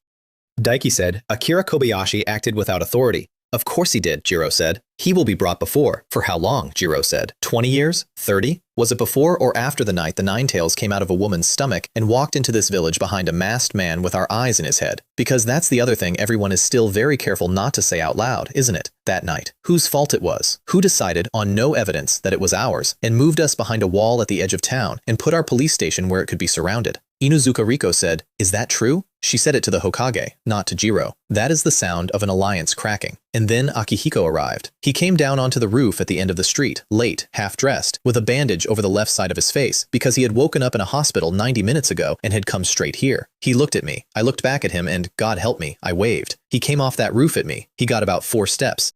I put a foot in his chest and kicked him back down the street on his back through 2 market stalls in front of every clan head in Konoha, and I did it without using any technique at all, which is the entire reason I did it. Your dog is out, I said. Kaito, Jiro said mildly. Sorry, elder. Daiki stood in that street for a moment longer. I want to give him credit here, because he did the only thing that was left, and he did it well. He looked around at 8 clan heads who were no longer standing quite where they had been standing 5 minutes earlier, and he understood that the room had moved, and he did not fight for a room that had moved. There will be a full council, he said. 9 days, every clan, every grievance on the table. Then he turned and went back up the street with his advisors, past the bodies, and left them for somebody else to count. Jiro drank his tea. I stood in a street full of corpses at dawn, with the whole village looking at us, and the arithmetic in my head said one thing over and over. 9 days ago, we were the people everyone was afraid of. This morning, we were the people something had been done to. That is not a small change. That is the only change that matters, and it had cost us 11 dead, 1 girl's mother, 1 man's son, and a very great deal of tea.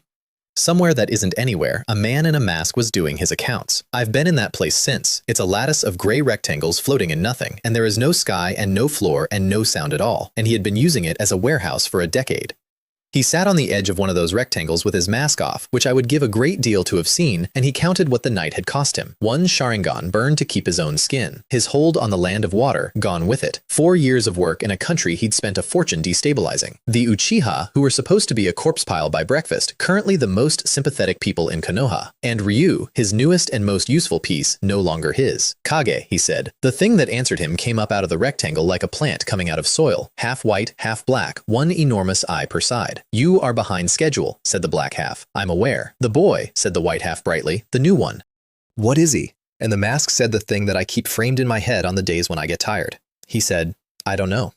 That is the most dangerous man alive admitting, out loud, 4 days in, that he could not place me. Not who I was, what I was, because he had files on every Uchiha in that compound going back 60 years, and he had personally read the report on a genin named Kaito who was competent and unremarkable, and 2 months from a captaincy, and that was not the person who had set him on fire. Find out, he said. We spent the next day arguing about money. That's real. That's what a war actually is. 200 people in an assembly hall for 6 hours, and the loudest fight of the whole day was about liquid capital. Because I'd told them what I wanted to do, and they thought I'd lost my mind. Here's the situation. 9 days until the full council. Akira alive, blind in 1 socket, humiliated, and still holding roughly 140 operatives he hadn't spent yet. The Hokage publicly cornered but privately unbroken. 8 clan heads with their opinions freshly loosened, which is not the same as on our side.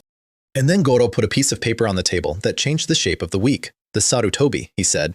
Everybody looked. Registered clan strength, 112. Actual clan strength, based on ration purchases through the eastern depots for the last 2 years, somewhere between 900 and 1100. Silence in the hall. They've been keeping 1,000 ninja off the books, Goro said. Outside the walls, on the western border, on standing rotation. Officially, they're a small clan. Actually, they are the 2nd largest armed force in this country, and every single one of them answers to the man in the hat. I want to be fair to Daiki Yamada. That is a genuinely magnificent piece of long-term planning, and I did not see it coming, and it nearly killed me twice.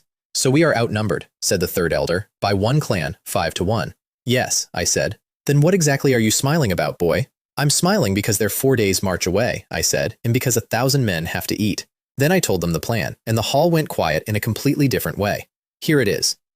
I want to lay it out properly because it is the single best thing I have ever thought of, and I have never been prouder of anything in my life. We were not going to attack Akira. We were going to put a price on him. 500 million Rio. Anonymous. Posted through the black market. Escrowed with a broker so nobody could claim it was bait, with the intelligence bundle attached. The man's identity, his rank, his address, the fact that he had a Hashirama cell arm, the fact that he had 10 Sharingan in it, and the fact that his village would be obliged to protect him. Now count what that does. Every mercenary, missing nin, bounty hunter, and hungry idiot on the continent comes to Konoha, not to invade, to collect. They come one at a time and in 3s and in 12s, for months, for a year, forever. Because 500 million is not money, it's a retirement. Konoha has to defend him. That's the trap. Not because they like him, because a hidden village that lets a foreign contractor walk in and take a counselor's head is a village that has advertised to every client in the world that its protection is a suggestion. So Konoha has to burn men, budget, and reputation guarding a man that half its leadership would happily hand over gift-wrapped. And the Uchiha don't have to do anything. Not one thing. We just have to be somewhere else, visibly, with witnesses, forever. Where, said Hayato slowly, do we get 500 million Rio, which was the actual meeting? Our clan had money, not that money. Our clan had a police budget, some land, and the accumulated savings of about 200 families. And if we sold every building we owned, we'd have gotten maybe a fifth of it. And that's when Ayumi spoke, and she'd been sitting quietly at the side of that hall for 6 hours. The Uzumaki holders buildings, she said. Everybody looked at Kenshin's wife. Yuna owned property in this village, she said. Not a house. Streets, 5 of them, in the North District, transferred to her when the Uzumaki were destroyed, because she was the last one, and the Land of Fire wanted to be seen doing something. The paperwork has never been touched. She died 8 years ago. It has been sitting in escrow accruing rent for 8 years because there is expensive one living heir and nobody has ever, in 8 years, filed on his behalf. I said, "Who's the heir?" She looked at me like I was stupid, which was fair. "Tatsuya," she said. I sat down. I'd been running this whole thing at 100 kilometers an hour for 4 days, and I sat down on a step in an assembly hall because of a piece of property law. Because that boy had been eating out of garbage cans in a village that owed him rent. 8 years. 8 years of a landlord's income sitting in a bank 2 streets from where a 7-year-old was saving half a bread roll for tomorrow. Nobody stole it. That's the part that stayed under my skin. It would almost be better if somebody had stolen it. Nobody stole it. Everybody just found it a bit awkward, and so it sat there. "How much?" I said. "With 8 years of accrued rent," Ayumi said, "and current land value in the North District, 680 million. I got Ryu alone that night on the roof of the storehouse, and I told him everything. I want to be clear about what that means. Not the plan, everything. I told him who wore the orange mask, and it was a name he'd been taught to revere in a graveyard. I told him about a man who had waited under this village for decades, in a chair with tubes in it. I told him about a moon plan that ends with every human being asleep in a dream forever. I told him about a woman from the sky with horns, and about where our eyes actually came from, and what the highest form of them does, and what it costs. He listened for about 2 hours without interrupting once. At the end of it, he said, "Why tell me?" "Because you're going to be alone for the next year," I said, "and people who are alone with a secret make bad decisions. I've watched you do it. You could have kept it." "I could have. Then you'd be a tool with better information." I looked at him. "I'm not interested in owning you, Ryu. I've got 200 people who'll do what I say. What I don't have is one person who can tell me I'm wrong and be right about it." He was quiet for a bit. Then he said, "You're wrong about Izumi." "Excuse me? You think putting her near me is a kindness?" He didn't look at me. "It isn't. She'll be a hostage." "Everybody's a hostage," I said. "That's what having anybody is. You can have nobody and be very safe, and I have seen where that road goes, and I'd rather burn the compound down myself." He didn't answer. 2 days later, he was carrying her books. I got home at dawn, and my sister had waited up, because, of course she had. She was at the kitchen table in the dark, with a cup of tea gone cold and a book she hadn't been reading, and Kei was asleep, sitting up against the wall, with a knife still in his hand, and Renji was face down on the couch, with one leg off it. "You've been gone 31 hours, Emi said. "There was a thing. Kaito." There were several things. She wheeled around the table and looked up at me with an expression I did not enjoy at all. "There are 11 funerals tomorrow," she said. "I know all of them. Kaede used to give me the broken candies for free because she said the shape doesn't change the sugar."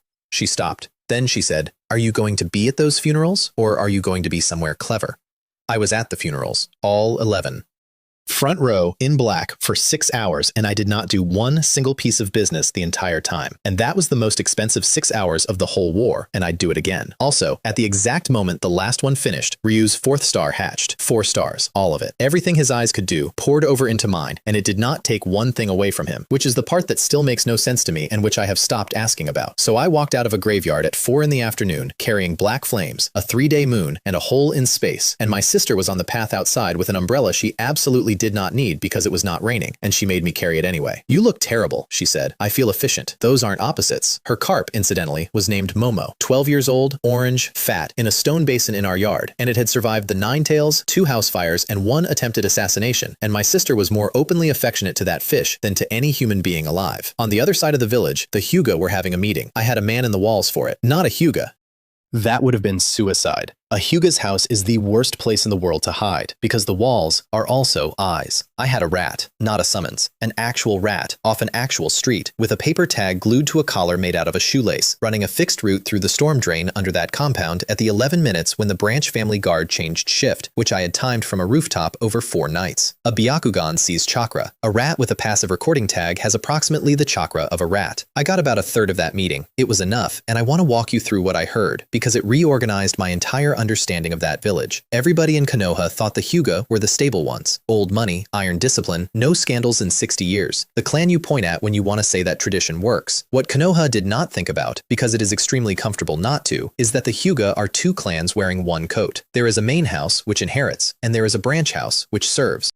And every branch child gets a mark put on his forehead at the age of 3 in a ceremony with tea and formal robes and relatives watching. And that mark can be triggered by any main house adult from any distance at any time. And when it is triggered, it destroys the brain. It is described in the clan's own founding documents as a protection. The stated reason is that it seals the eyes on death so no foreign village can harvest them. That's true. That is genuinely what it does. It is also a switch on a child's head that his cousins can press. 3 years before I arrived, Kumogakure had sent a diplomat to Konoha to sign a peace treaty, and that diplomat had attempted to abduct the 4-year-old Hyuga heiress on his last night in the village, and Shuji had killed him with his hands. Kumo demanded the body of the clan head in compensation. Konoha agreed, and then Shuji's twin brother went instead. They were identical. That's the whole mechanism.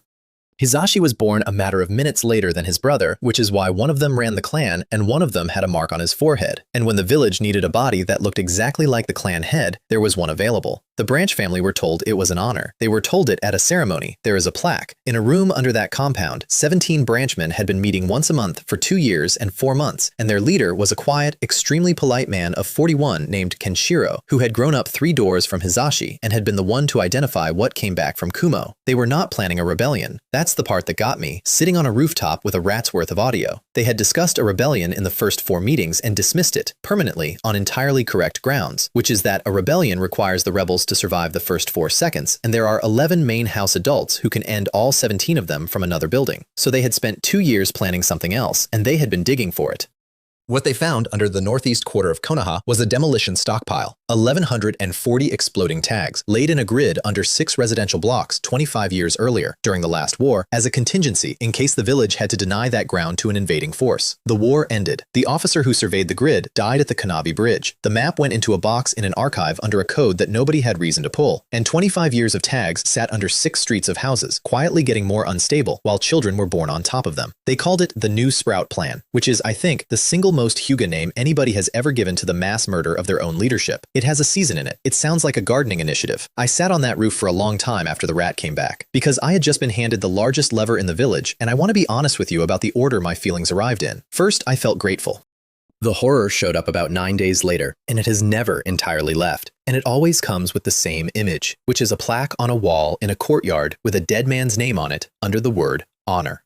I sat on a roof at 3 in the morning with that information in my head, and I understood that I had just been handed the single largest lever in the village. And I want to be honest, my first feeling was not horror. My first feeling was gratitude. I got the horror later. It showed up about 9 days late and stayed for years. Then, because the week had gone too smoothly, Ryu burned down 3 watchtowers. That was mine, obviously. I ordered it. At 2 in the morning on the 6th day, Uchiha Ryu walked out of the compound, went to the north wall, destroyed watchtowers 4, 5, and 6, killed 8 Anbu who came to stop him, and left the village at speed, in full view, with his headband slashed and dropped on the road for anyone to find. He defected, loudly, in writing practically.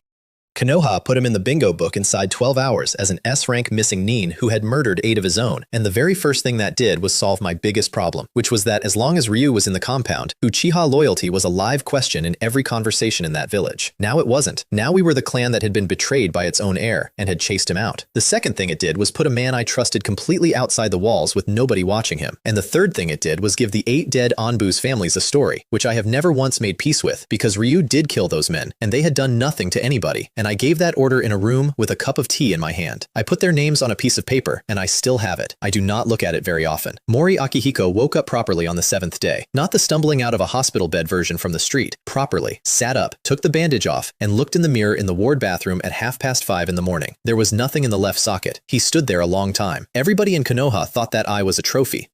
It wasn't. It was a promise. A boy named Shinjiro had given it to him under a rock in a war, dying at 13 as a present. Akihiko had worn it every day for 13 years the way other people wear a wedding ring. And now a 17-year-old had taken it out with a scalpel and put it in a jar. And the worst part, the part I did not fully appreciate at the time, is that I had also taken away his ability to look for it. That eye had been most of his tracking. A one-eyed Akihiko is still one of the top 5 fighters in that village. He just can't find anybody. I never apologized to him. I want to say I thought about it. That would be a lie. I thought about him a lot, but not about apologizing. 6 weeks later, he came back into the story in a way I did not enjoy at all. That same morning, the 3rd Hokage sent a bird west. 1 bird. No escort, no seal, no copy in the archive. It went to a border station 4 days march away, where officially 112 Sarutobi were serving out a rotation. The order said, "Come home." He did it 3 days after the street, not the same night. 3 days because he wanted it to look like a routine rotation and because he was hoping he wouldn't need them. That's the thing about that man that I want to make sure lands. He was not a coward and he was not a fool. He was slow in exactly one place. He always hoped the cheaper option would work first, and he always found out it hadn't about 6 days too late. Every disaster in that village for 20 years fits in that sentence. On the 8th day, in a basement in the land of rivers, a very large man with a very bad reputation sat behind a very ordinary desk. The black market of the ninja world is not a market, it's a broker. He has an office and terrible tea and a ledger, and if you want somebody killed by a professional, he will hold your money and take a cut, and his neutrality is the only reason the entire system works. A boy in a straw hat came in, put a scroll on the desk, and sat down without being asked. The broker read it. Then he read it again. 500 million, he said. Escrowed with you today, Ryu said. You may verify the funds before you post it. Nobody has ever posted 500 million. Then you'll be the man who did. The broker sat back. He was not a stupid man. 500 million Rio will buy you a small country, and it certainly buys you the death of any individual human being 3 times over. And the number itself was a message. Who's the target? It's in the packet. He opened the packet, and I would have paid real money for that face too. Name, rank, counselor of Konoha, home address, which was a genuinely petty touch, and which was none. Physical description including a bandaged right eye and a bandaged right arm. Notes on the arm with a diagram. And at the bottom, the line that made it art. Target is protected by Konoha. Village obligation confirmed. No claim of village hostility. Contract is on the individual. This is a declaration of war on the leaf, the broker said. Read it again. He read it again. And there it was, and it wasn't. Because a bounty on a Konoha counselor is an attack on Konoha. But a bounty that explicitly states no hostility toward the village from an anonymous client on a man whose own village has publicly stated he acted without authority 9 days ago in front of 8 clan heads? That's not war. That's a customer complaint. Who's the client? The broker said. You have 500 million reasons not to ask. He posted it that afternoon. I want you to understand how fast that number moved. There is no telephone in that world. There is no newspaper worth reading. And that number was in every bar in every border town on the continent inside 4 days, because information travels at exactly the speed of greed, and greed does not sleep. 4 villages read it in their council rooms within a week, and I want to take each one, because the shape of those 4 reactions is the shape of the whole next year. Kumogakure got it first, because Kumo pays for speed. The 4th Raikage is a very large man who conducts meetings standing up. His aide read the packet aloud, and got as far as the phrase, 10 Sharingan implanted in a limb grown from the cells of the 1st Hokage, and then had to stop, because the desk had stopped being a desk. Say the number again, the Raikage said. 10, sir. Not the eyes, the money. 500 million. And his brother, who was sitting on the windowsill because he never sat on chairs, said, Yo, that's not a bounty, that's a message. Everybody in that room knew what the message was. Because 8 years earlier, Kumogakure had sent a diplomat into Konoha to steal a Hyuga child, and it had gone wrong. And a man named Hizashi had been executed to settle it. Kumo had spent 8 years being extremely careful about how it discussed bloodline eyes in public. And now somebody inside Konoha was advertising that a Konoha counselor had been farming them internally, at volume, for decades. They've been stealing their own, the Raikage said. Yes, sir. For 40 years. Yes, sir. He stood there for a moment with his fists on what was left of the furniture. 4 teams, he said. Observe. Do not engage. I want to know who wrote that packet before I want the money. That man was the only one of the 5 who asked the right question in the first week, and it cost me a great deal of trouble 11 months later. Iwagakure's response took 9 minutes, and most of it was laughing. The 3rd Tsuchikage is somewhere around 80, floats about a meter off the ground because his back has been ruined since the Second War, and has hated Konoha continuously and personally since before most of the continent was born. He read the packet twice, put it down, and laughed until he had to be helped into a chair. They're eating each other, he said. Sir, it could be bait. Of course it's bait. He wiped his eyes. Somebody in that village has decided to burn one of their own counselors in public, and they've paid $500 million for the privilege. Do you understand what that means, boy? It means the Leaf's leadership has split, and the half that's winning is arrogant enough to do it out loud. He sent 6 teams, not to collect, to watch, and to be seen watching, because nothing pressures a fractured leadership like foreign observers who make no attempt to hide. Tsunagakure's meeting was the saddest one, and I only found out about it later. They did the arithmetic. 500 million Rio against a village budget that had been cut by the Land of Wind 3 years running in favor of hiring Konoha for the same work at a discount. 500 million was about 4 years of everything. The 4th Kazekage sat in a room with 3 advisors and a spreadsheet and did not authorize a village operation. Because a village operation is an act of war, and Suna could not afford a war. He authorized independent contractors instead, and quietly indicated that certain personnel might find themselves on unpaid leave, and that nobody would look closely at where they went. That is what a village looks like 11 months before it becomes somebody's tool. Not evil, broke. And in the land of water, in a village still trying to work out what it had been doing for 4 years, a 15-year-old Mizukage read the packet twice and asked whether the arm was confirmed. They told him it was in the intelligence bundle from a Konoha source. Seiji stood up and said he would go himself. His council nearly had a collective stroke. You do not send a sitting Kage on a bounty. They told him that. They told him it for about an hour. He listened. Then he said, in that small, flat voice he'd come back with, that his village had spent 4 years killing its own children on somebody else's instruction, and that the intelligence said this man collected bloodline eyes, and that he wanted to look at him. Nobody had a counter for that. Meanwhile, in a cave that smelled like wet stone, an organization I'd told exactly one person about was having its own meeting. There were 9 of them, standing on their own separate fingers of an enormous stone hand, and most of them were projections, and one of them was reading the same bounty notice. 500 million, said a man with slicked back hair and a scythe. I'm going. Don't try and stop me. Actually, do try. I'd enjoy it. Sit down, said someone else. The one at the top had rings in his eyes, and when he spoke, everybody stopped talking, including the one with the scythe. Akira Kobayashi, he said. You know him, said the woman beside him. I know him. Hina had blue hair and a paper flower in it and a way of standing very still. She had known the man with the rings since they were both starving children in a ditch in the rain, along with a third one, who was not there. He is the reason Haruto is dead, said the man with the rings. The cave got quiet. Take a team, he said to her. Go to Konoha. I don't want the money. So on the 9th night, 3 separate groups of professionals arrived outside my village at the same time, none of them aware of the others, all of them there because of a piece of paper my cousin had put on a desk in the land of rivers. I was asleep. I want that on the record, because everybody thinks I was up in a tower somewhere directing it. I was asleep on my own floor with my sister's blanket on me because I hadn't made it to my room, and I woke up to the sound of the village's alarm system going off for the first time in 8 years. Kenzo of the Sannin came home through the Hokage's window that same night, and he came in fast, and he came in serious, which for that man is genuinely alarming. He'd been on the road for 11 days, and he'd read the bounty notice in a bar in the land of hot water, and he had done what nobody else in the entire chain had done, which was ask, who benefits? Sensei, he said. Tell me you didn't. I didn't. Then somebody in this village put 500 million Ryo on Akira's head and hung a sign on it saying, come and get him. Kenzo dropped into a chair. You realize what that is? That's not an assassination. Nobody's going to succeed. It's a tax. Somebody just put a permanent tax on this village, and they're going to collect it in bodies. Daiki Yamada looked at his student for a moment. Yes, he said. I noticed. So who? And the old man said, a 17-year-old. Kenzo laughed. Then he stopped because his teacher wasn't laughing. They put the entire Hyuga clan on watch that night. That's the response. Village-wide rotating Byakugan coverage. 4-hour shifts, every approach, all day, every day, indefinitely, which cost the Hyuga clan an enormous amount of goodwill because you cannot do that and also field missions, and their income collapsed inside a month. I'd love to say I planned that. I didn't. I just noticed it happening and made a note. The morning after, I walked Renji to school. That's not a joke, and it's not a metaphor.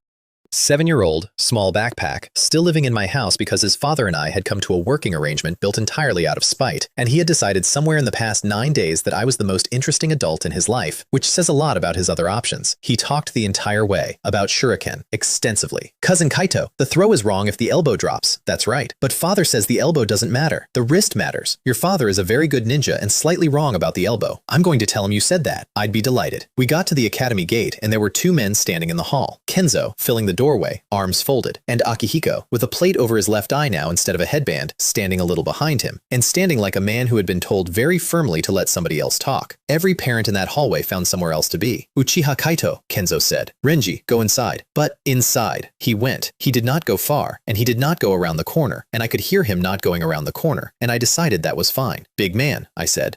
Long trip? You've had a busy month for a genin. I've been promoted since. To what exactly? 4th elder of my clan. By whose authority? By the authority of my eyes and a very old man's opinion, I said. Same authority your village runs on, incidentally. Nobody elected the Hokage either. Kenzo's face did something complicated. You took his eye, he said. I did. You want to explain that? He came out of the sky at me with a lightning technique while I had a hand on a 7-year-old, I said. That eye is Uchiha property, taken off a battlefield corpse and worn by an outsider for 13 years, which is a crime in my clan's law and always has been, and if you'd like to test whether the village agrees, we could take it to a council, in 9 days, which we're having anyway. Would you like me to bring the jar? Akihiko moved. Not much, a shift of weight. And I looked at him, and I let the black flames come up in my eye without releasing them, just enough that the air in that hallway went hot and the light changed. And I said, please. Nobody moved for about 3 seconds. Then Kenzo put a hand on Akihiko's chest. Not here, he said. Very good call, I said. Because here is a school corridor with 80 children in it, and if you engage me in it, the entire Uchiha clan comes through that wall inside 90 seconds. Not because I'd need them, because they'd be delighted. Do you understand what you people have built? You've spent 10 years making 200 of the best fighters in this country want an excuse. You've got about 9 days left before somebody hands them one. Kenzo looked at me for a long moment. He is not a stupid man either. That's the thing about that generation. None of them were stupid. They were just all extremely tired. You're 17, he said. Yes. What happened to you? And I said, 9 men in a rice paddy, and walked past him. On the way out, I stopped in the yard. There was a swing under the big tree, and there was a small blonde kid sitting on it, alone, watching about 40 other children eat lunch. I want to describe this properly, because I'd read about it once, in a completely different life, and reading about it and standing 4 meters from it are not the same thing. He wasn't crying. That would have been easier. He was watching them with total concentration, the way you watch something you're studying, and every few seconds, he'd smile at nothing, practicing it. He had a lunchbox on his knees. He wasn't opening it. I went over. That's a bad swing, I said. Chains twisted. He looked up at me with the fastest, brightest, most completely fake grin I have ever seen on a human face. It's the best swing. I'm the best at it. Sure. I sat down in the dirt next to it. Why aren't you eating? The grin stayed exactly where it was. Not hungry. I reached over and flipped the lid of the box. There was rice in it. There was also sand. About a third of the volume of that lunchbox was clean gray sand, poured in deliberately by an adult human being who worked in a kitchen and had decided that a 7-year-old should eat it or go without. Tatsuya shut the lid fast. It's fine, he said. It's fine, it's fine. I like it crunchy. It's a joke. We do jokes. Who? I said. It's fine. Tatsuya. He froze, because I'd used his name, and I don't think a stranger had done that in a while without something ugly attached to it. It doesn't matter, he said. If I say, it gets worse. 7 years old. And he had already worked out the full mechanics of it, better than most adults ever do. Complaining is a cost with no return. He'd run that experiment and closed the file. I sat in the dirt next to that swing for a minute. Then I said, do you know what I do for a living? You're a ninja. I'm an Uchiha. Do you know what the Uchiha do? Police? That's right. I stood up and brushed my knees off. So here's the situation. Somebody has put sand in a child's food.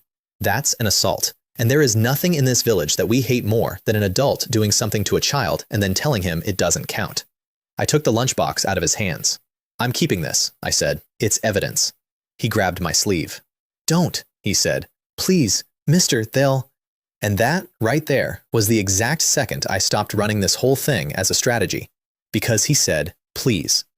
7 years old, and he had learned that the correct response to somebody offering to help him was to beg them not to, because help always cost more than it gave.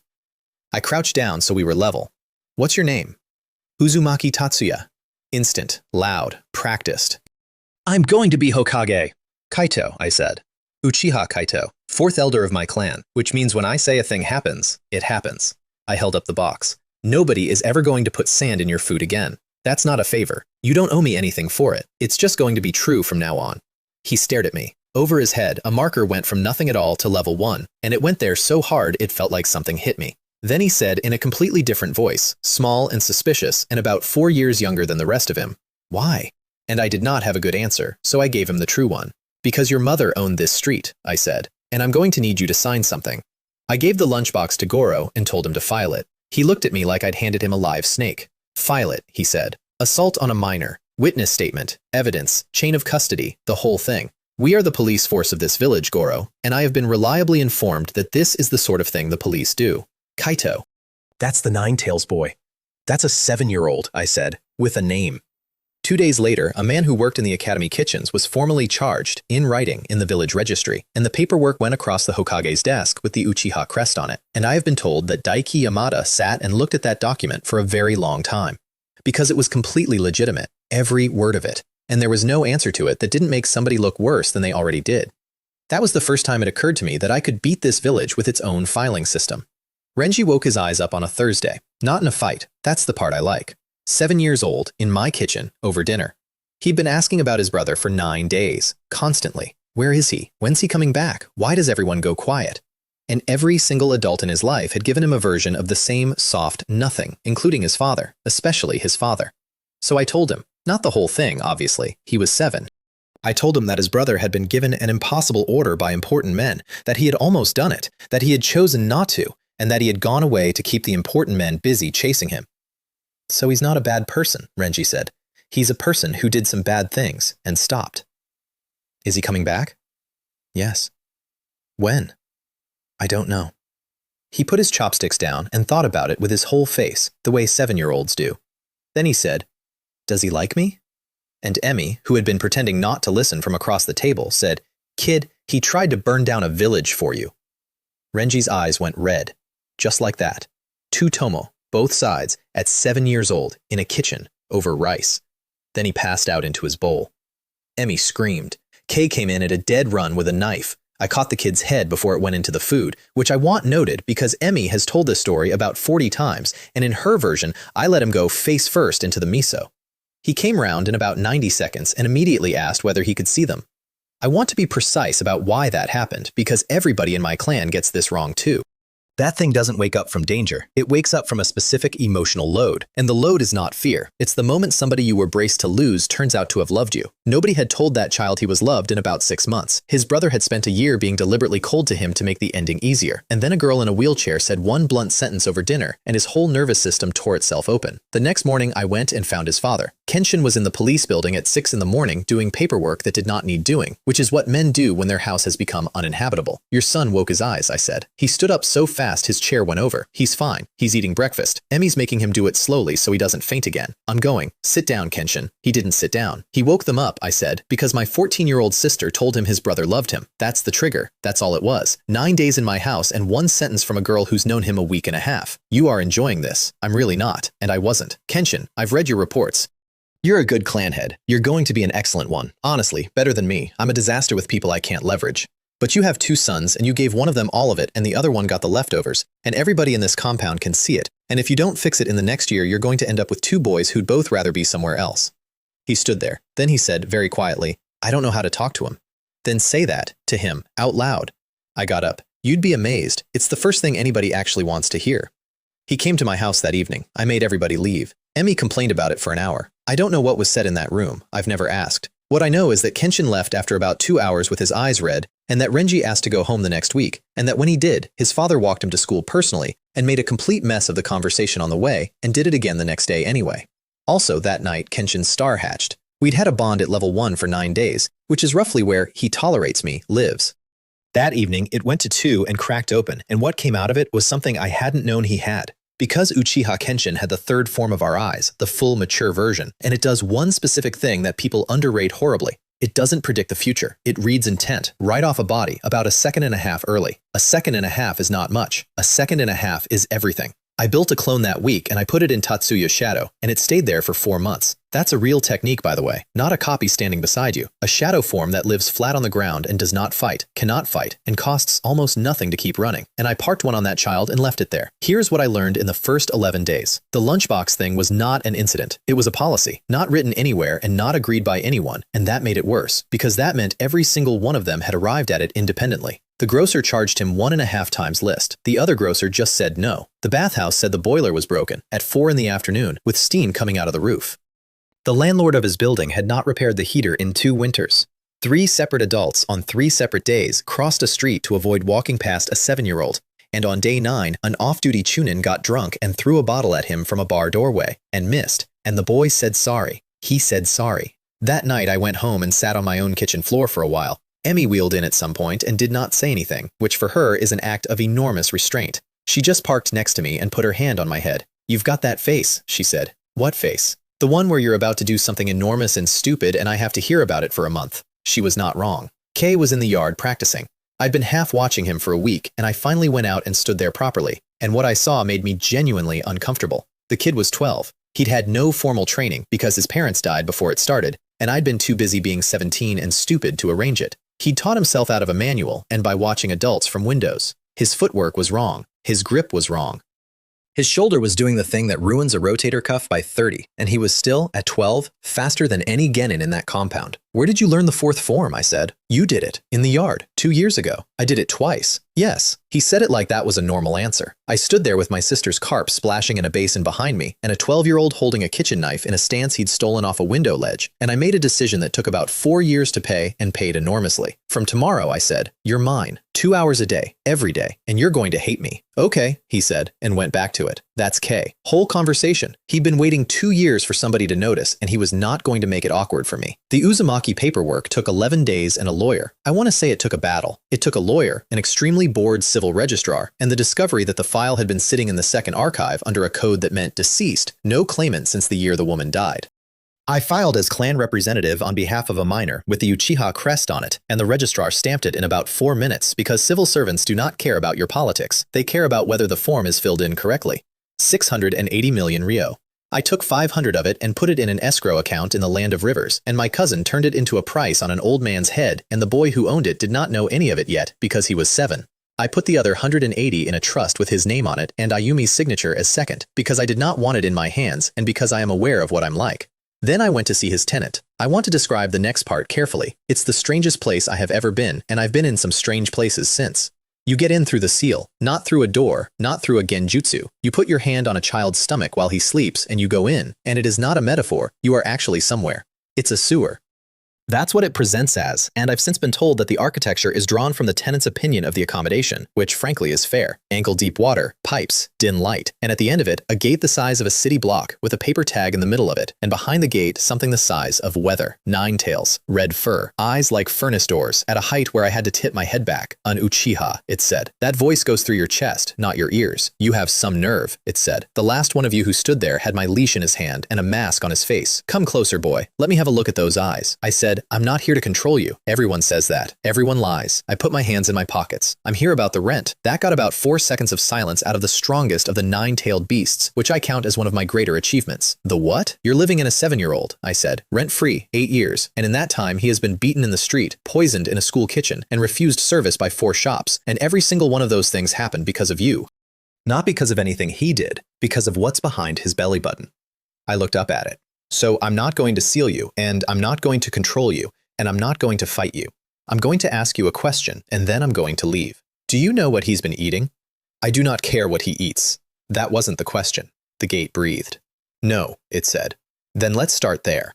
Then I did the thing I had actually come to do, which was to walk up to the seal and put one finger on it. The seal on that gate is a masterwork. 4 symbols, layered, done by a man who was arguably the best sealing artist his country ever produced, and I would not have touched the structure of it for any amount of money.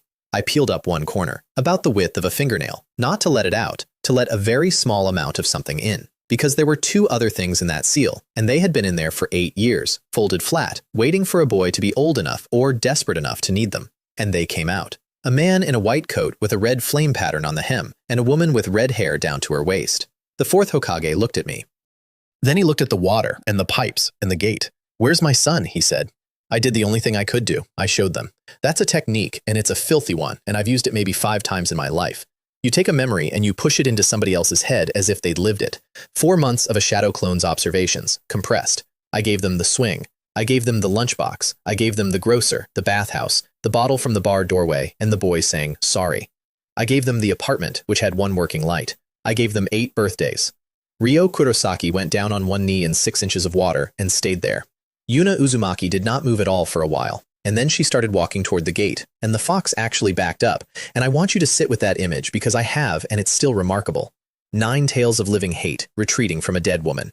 You, she said, you knew. You've been in there with him for 8 years. Yuna, 8 years. Woman, I am a prisoner. He's 7. Nobody said anything for a while. I stood in a sewer that wasn't real and did not say a single word because there is a kind of silence you do not decorate. Then Ryo said, quietly, whose village was it?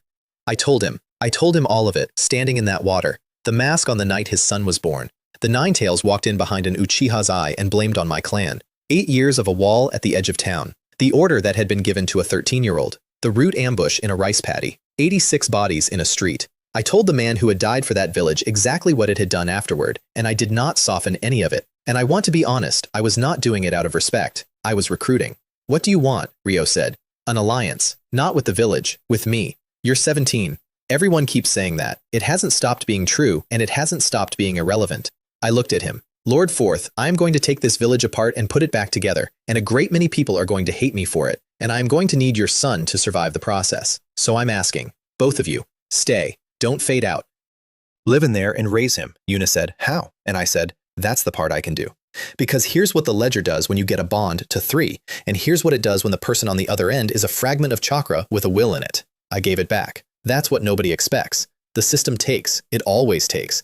But a tenth of somebody's chakra, once it's mine, is mine to do what I like with. And I had a 14-year-old's worth of Uzumaki vitality sitting in me from the third star of a woman who had been dead for 8 years. I gave her 10% of her own chakra back.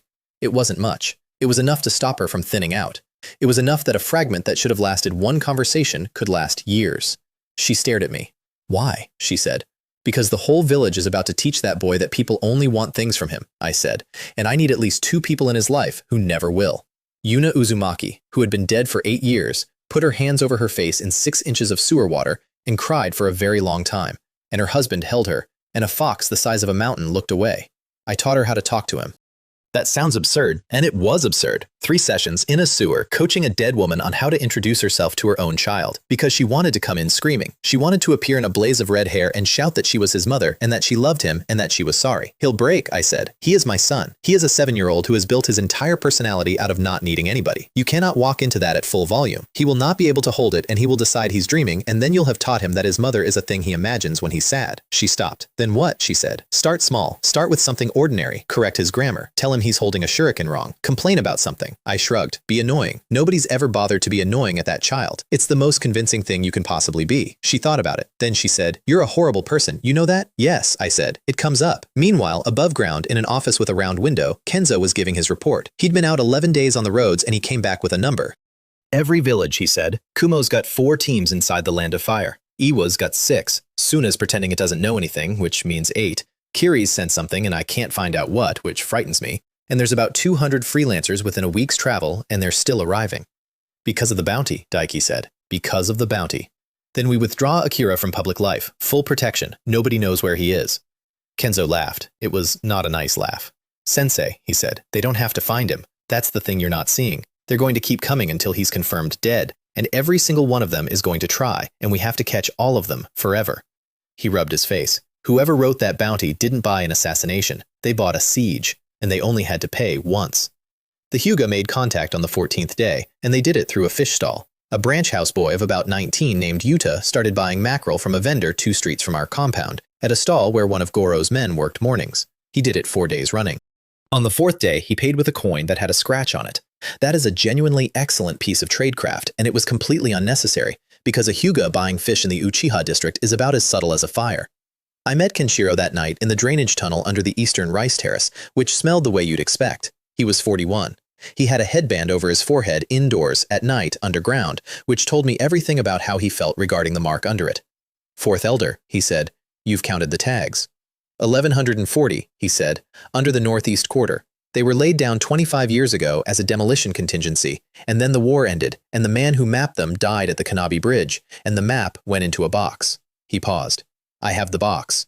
"How long have you had it?" 2 years and 4 months. "And you haven't used it?" Kenshiro looked at me in the dark.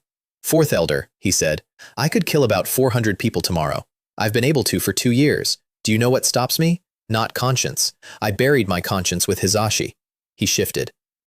"It's that if I do it tomorrow, my clan's main house survives. My nephew still has that seal on his head, and the Branch family gets exterminated in a week as a footnote. I am not waiting because I am good. I am waiting for a reason that works. And you think I'm it? I think you put 500 million Rio on a counselor and made the whole world walk to our gate," he said. "I think you are the first person in 30 years who has done something to this village instead of asking it for permission. I want to be clear that I liked this man enormously. That is relevant to how badly the next part hurt. 800 kilometers southwest in a desert, a different clan head was giving up on a different child. The 4th Kazekage of Sunagakure had a son who was 6 years old and had a thing in him, put there before he was born, on that man's own order. It had gotten out again, 7th time that month. 2 dead this time, one of them a caretaker, and the boy had been found afterwards sitting in the sand with his hands over his ears, asking if the man was going to be all right. Asahi listened to the report and then wrote a very short order. Assassination. Ongoing. Multiple attempts authorized.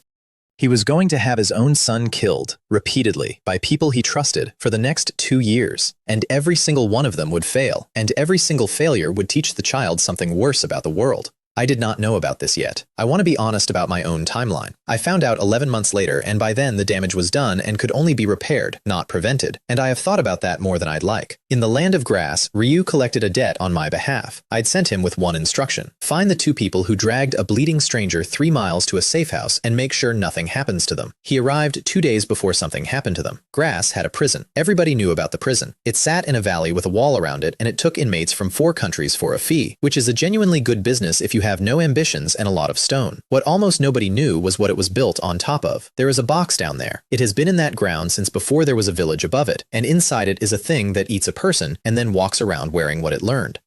It does not want anything. It does not negotiate. It is closer to weather than to an animal, and the warden of that prison had been feeding it on a schedule for 11 years. His name was Daisuke. He had a son. The son's name was Ren, and he was 17 years old, and he had spent every single day of those 17 years being loved, fed, educated, and quietly raised for slaughter, because his father had worked out that the thing in the box could be controlled by whoever fed it something that mattered to them. I want to say something about that, and then I'll move on. I have done a number of things in this story that I would not want read out at my funeral. I gave a girl a lie about her mother's last words to move a number over her head. I let a man walk to his death because it was worth more than his life. I put an idea in a 15-year-old's skull and let him think he'd had it in the bath. I have never once looked at somebody I loved and thought, that's the price. Daisuke had 11 years to change his mind, and he used all of them to get better at the arrangements. Ryu arrived on the day of the ceremony. There were about 40 people in that chamber.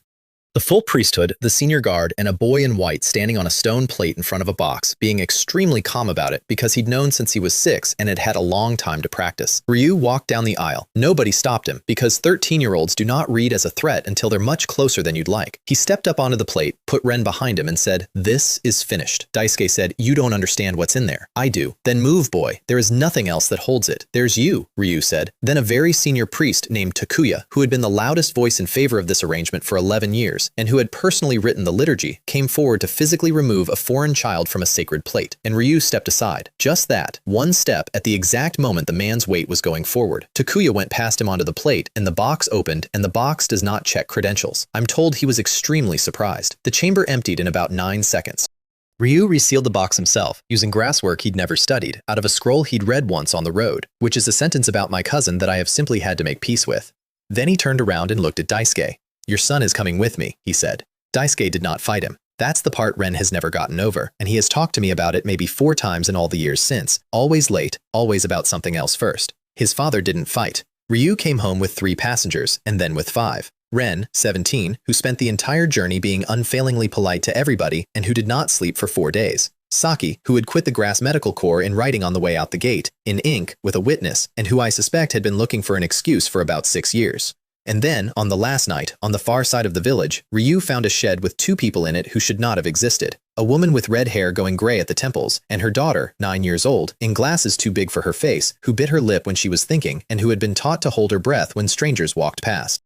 Uzumaki, both of them. That clan had been wiped off the map before I was born. Whirlpool was destroyed because 3 villages agreed it was too good at sealing to be allowed to keep existing, and the survivors scattered into places exactly like a shed in the Land of Grass, in a country that would have sold them by the kilo to anybody with a scale. The girl's name was Rin. She had a bloodline that meant a person could bite her arm and be healed of anything, which is the single worst gift I have ever heard of, and which had already been used on her twice by people who explained afterward that it was an honor. She came into my house on a Thursday and hid under the kitchen table for 2 days. Emmy did not drag her out. Emmy just started eating her meals at that table, with her plate pushed slightly toward the edge, and on the 3rd day, there were 2 plates, and by the 2nd week, Rin was reading with her feet on a chair and correcting my grammar, which apparently runs in the family. I did not tell her about Tatsuya for a year and a half. When I finally did, she hit me. The stars came in a wave that month.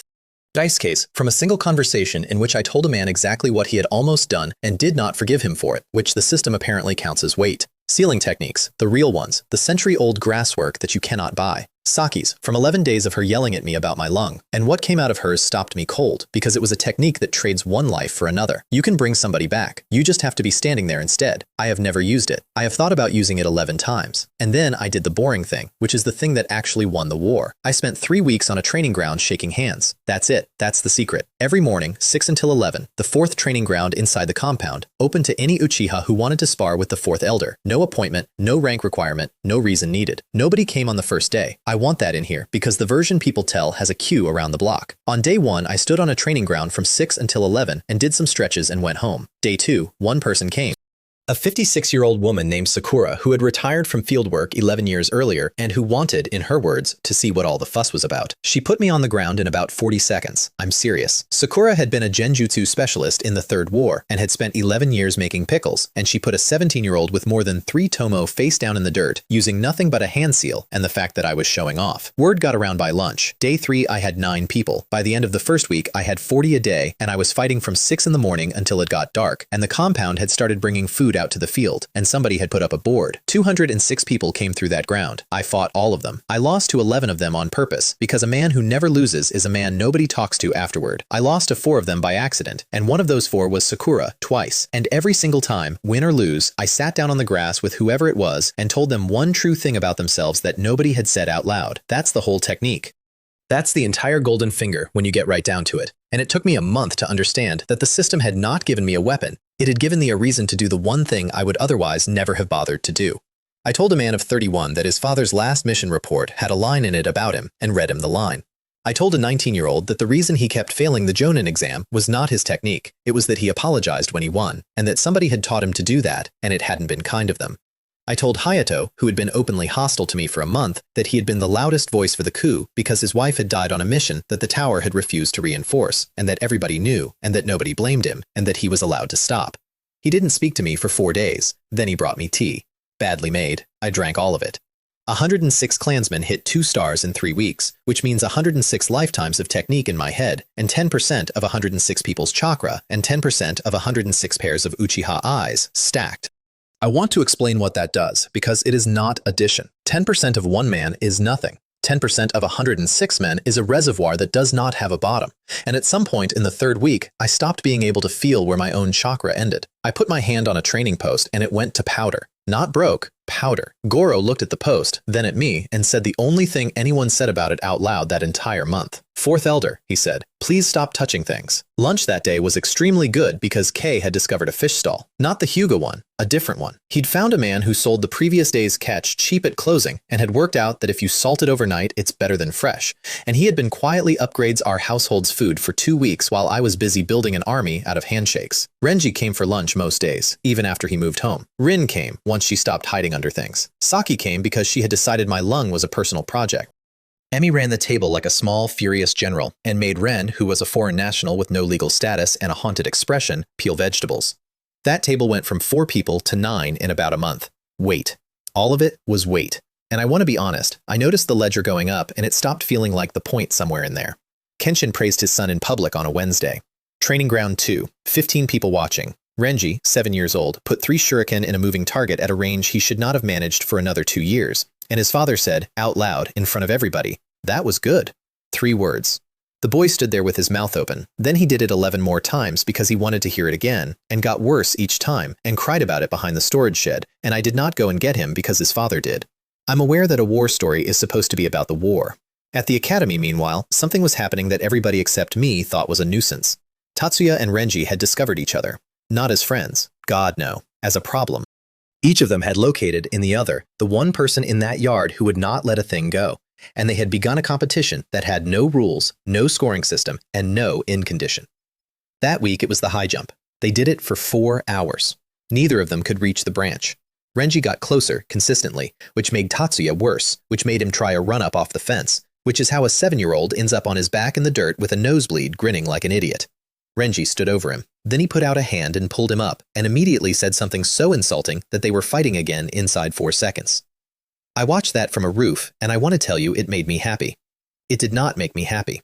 It made me nervous, because I knew what those 2 turned into if the wrong things happened, and I was standing there doing a calculation about how much of the wrong things I could remove without removing whatever it was that made them go at a tree branch for 4 hours.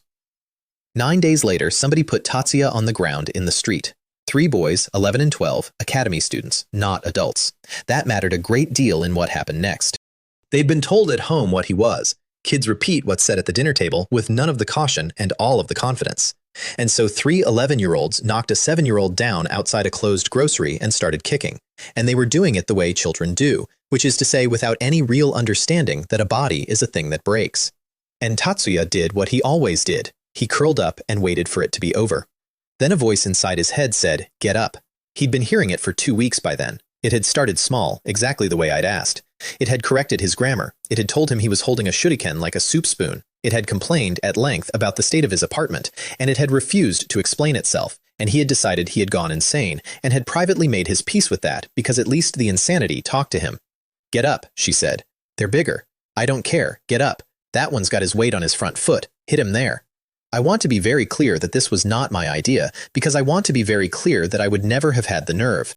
A 7-year-old got off the ground with a bloody mouth and hit an 11-year-old in the throat, and then picked up a rock. He hit him twice with it before the other two got him off. The boy went to hospital, concussion, broken nose, and he was fine in a week, and I want to acknowledge that he was 11 and had done a stupid, cruel thing that 11-year-olds do, and he very nearly did not get to be 12. Tatsuya sat in the holding room at the academy for 4 hours. Nobody would sit with him. That's what got me. Not the accusations. There were no accusations. There was a 7-year-old in a room and 8 adults in the corridor outside deciding whose problem he was. I came in and sat down across from him. They said I could go to prison, he said. "You're not going to prison." I hit him with a rock. "You did. That's bad." "It's a lot of things," I said. "Bad's one of them. Here's another one. It was the first time in your life you did anything except take it. So we're going to have a conversation about the rock, because there's a version of you who becomes a man who reaches for a rock, and I'd like to head that off. But we are not having it today, because today you're 7 and your mouth is bleeding." He looked at the table. Then he said, "Is it true?" "Is what true?" "That my parents didn't want me." And there it is. That's what the entire village had been building in that child for 8 years, without ever saying a single word of it out loud.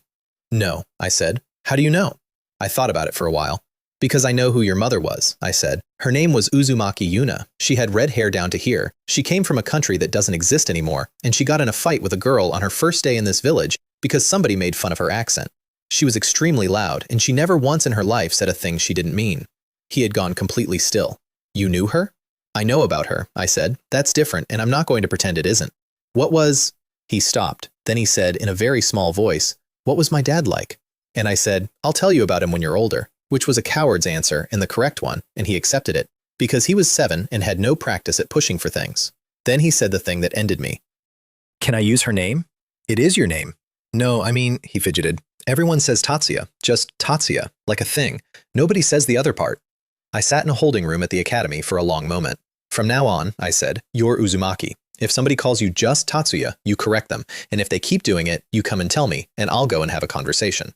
And that skinny, bruised, entirely alone 7-year-old sat up in a plastic chair and said, "Uzumaki Tatsuya," out loud, to nobody, testing it. The bond over his head went to 2. The 3rd Hokage came to see him that evening with a lunchbox and a 1,000 ryo note. He did that, regularly. Once a month, twice if there'd been an incident, and he'd sit on the end of that boy's bed and ask him about the academy and leave money on the table. For 8 years, the entire village had watched an old man do that and thought, well, at least somebody's looking after him. I sat on a rooftop across the street and watched through a window and did the arithmetic, and it made me so angry I had to go and walk it off in the woods. Because that man was the most powerful person in the country. He could have ended it in an afternoon. One sentence in one council meeting. "This child is under my protection, and the next person who touches him answers to me."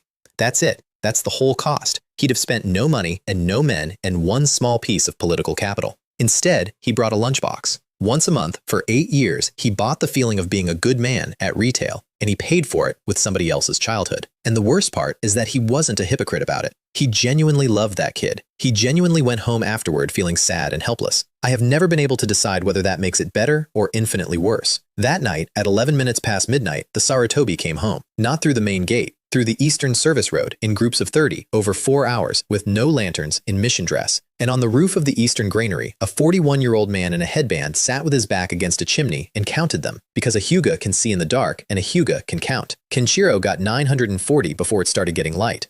He came to the drainage tunnel the next night and gave me the number. And then he said the thing that turned the whole month. "They're not billeted in the barracks," he said. "They're in private houses. 30 here, 40 there, all through the residential districts. Why does that matter?" He looked at me. "Fourth elder," he said. "The northeast quarter is a residential district." Yuta gave his report to the Hyuga main house 4 days later, and it was not the report they wanted. They'd sent him to find out whether the Uchiha were finished. That was the actual question, phrased politely, in a room of very polite people. Because for 8 years, the Hyuga's position had been elegantly simple. Stay clear, stay clean, and inherit whatever the Uchiha dropped when they finally fell. Yuta stood in front of them and said the Uchiha were not going to fall. Then he gave them the numbers. 206 adult combatants, up from 190, because families were coming home from postings. A police force still legally intact and now filing charges. 86 root dead in a public street with no consequences. A clan head who had stopped apologizing. and a 17-year-old with more than 3 tomoe who had put a foot in Mori Akihiko's chest in front of the whole village and walked away from it. An elder asked whether the boy could be bought, and Yuta, who had spent 9 days watching me, said the single most accurate thing anybody said about me that year. "I don't think he wants anything, sir," he said. "I think he wants the arrangement changed." Shuji came to Kenshin's house at 2 in the morning, alone, no guard, no lantern, no announcement. Head of the Hyuga clan, in a plain coat, knocking on a door in the Uchiha district at 2 in the morning like a man visiting a mistress. I was there. I'd been there 4 hours because I'd known he was coming since Tuesday. He sat down on the mat and Ayumi poured, and nobody said anything for a while. Then Shuji said, "Whose money was it?" Straight to it. I liked him for that too. I've since learned that Hyuga Shuji is one of about 3 genuinely direct people in that entire village, and that he has been misread as cold by everybody for 30 years, mostly because he does not do the warm-up. "The Uzumaki estate," I said. "There is no Uzumaki estate. There are 5 streets in the North District," I said, "held in escrow with 8 years of accrued rent, in the name of the last surviving heir, who is 8 years old this October, and who has been eating out of a bin." Shuji put his cup down. "You used a child's inheritance." "I used a child's inheritance to buy the destruction of the man who has spent 40 years harvesting eyes," I said. "You've seen the drawing. 10 of ours. Would you like me to tell you how many disappearances your clan has filed in 20 years? Because I looked it up. It's 19. Silence.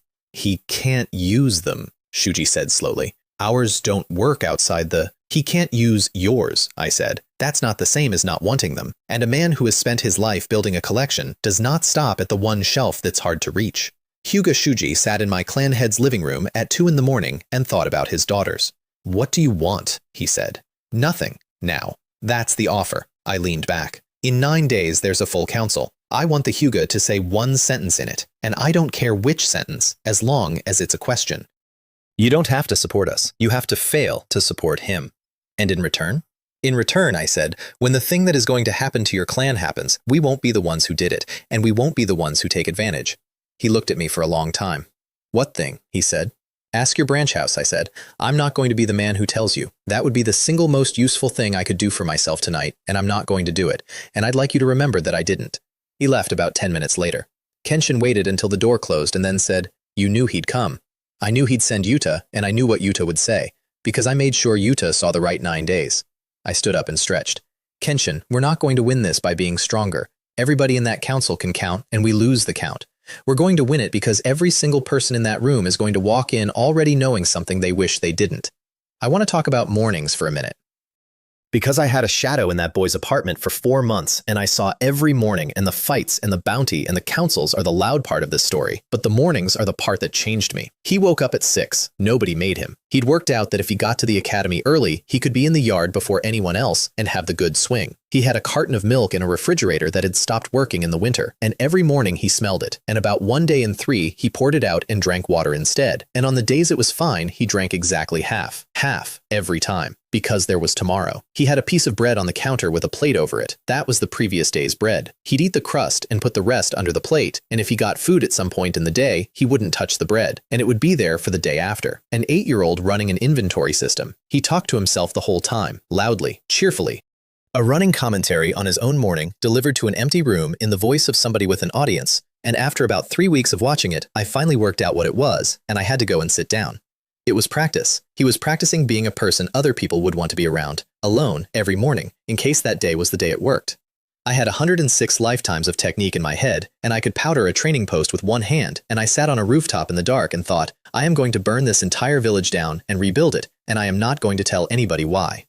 The bento shop happened on a Tuesday. There was a shop on the corner of his street. Good shop, cheap. The owner had been refusing him for 6 years and had gotten more creative about it lately because Tatsuya had started bringing money. That morning, he had 120 ryo in coins, and he'd been saving it for 11 days. The owner told him they were sold out. The shelves were full, 40 boxes. A woman behind him bought 2 while he was standing there, and then a voice in his head said, "Turn around and look at the shelf." "I know," he whispered. "Say what you see. They're not sold out. Say it out loud, to him." He did. Small voice, elite years old, in a shop, with his coins in his fist, and he said, "They're not sold out." There's 40, I can see them. And the man said, in the specific, patient, poisonous way that adults do when they know they've already won, we're sold out to you. Then the voice in his head said something I did not authorize and would not have authorized, and which I only found out about afterward because a shadow clone reports everything. She said, do you know what happens if you break something in a shop? The police come? Yes, said Uzumaki Yuna, they do. He pulled the shelf over, all of it, 40 boxes on the floor, and then the display case, and then he stood in the middle of it, 8 years old, with the whole street looking through the window, and he did not run away, which is the part that mattered. The Uchiha military police attended in 4 minutes. I want you to understand what happened next, because it is the single most satisfying use of paperwork in my entire life. The officers took statements from everybody.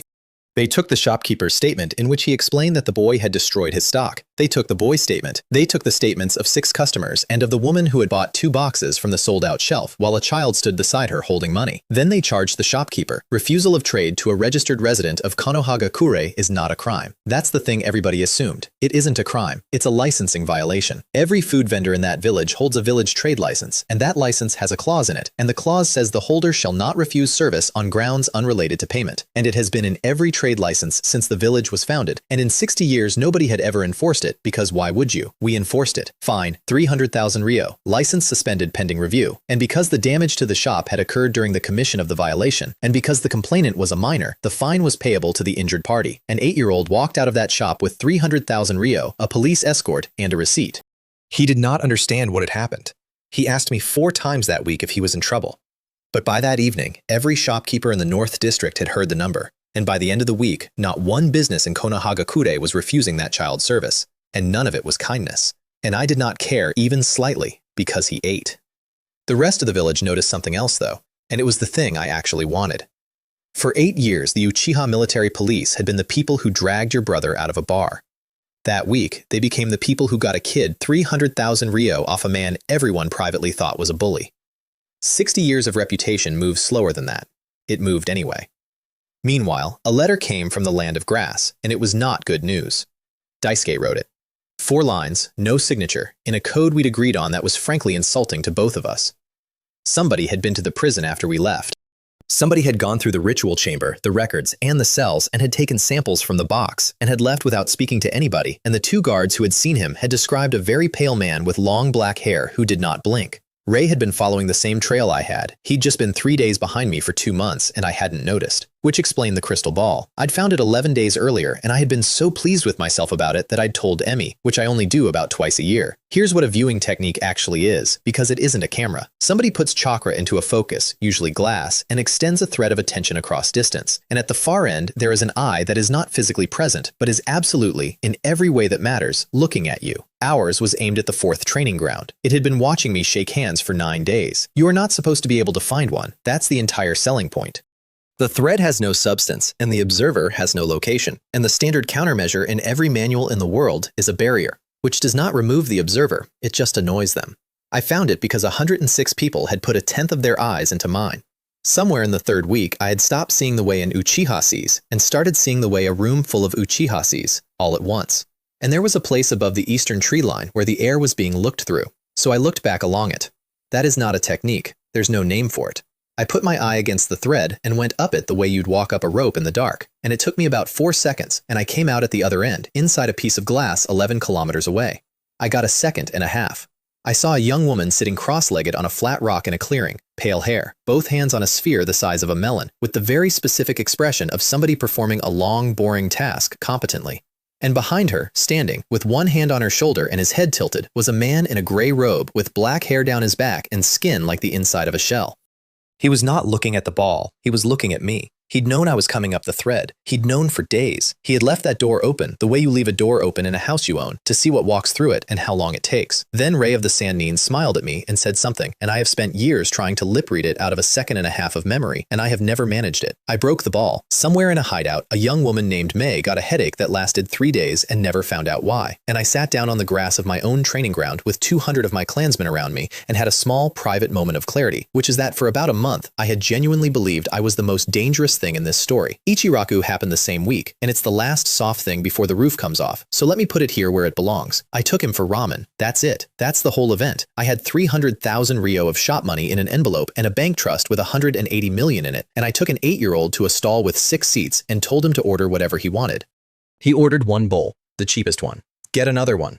I'm okay. Uzumaki.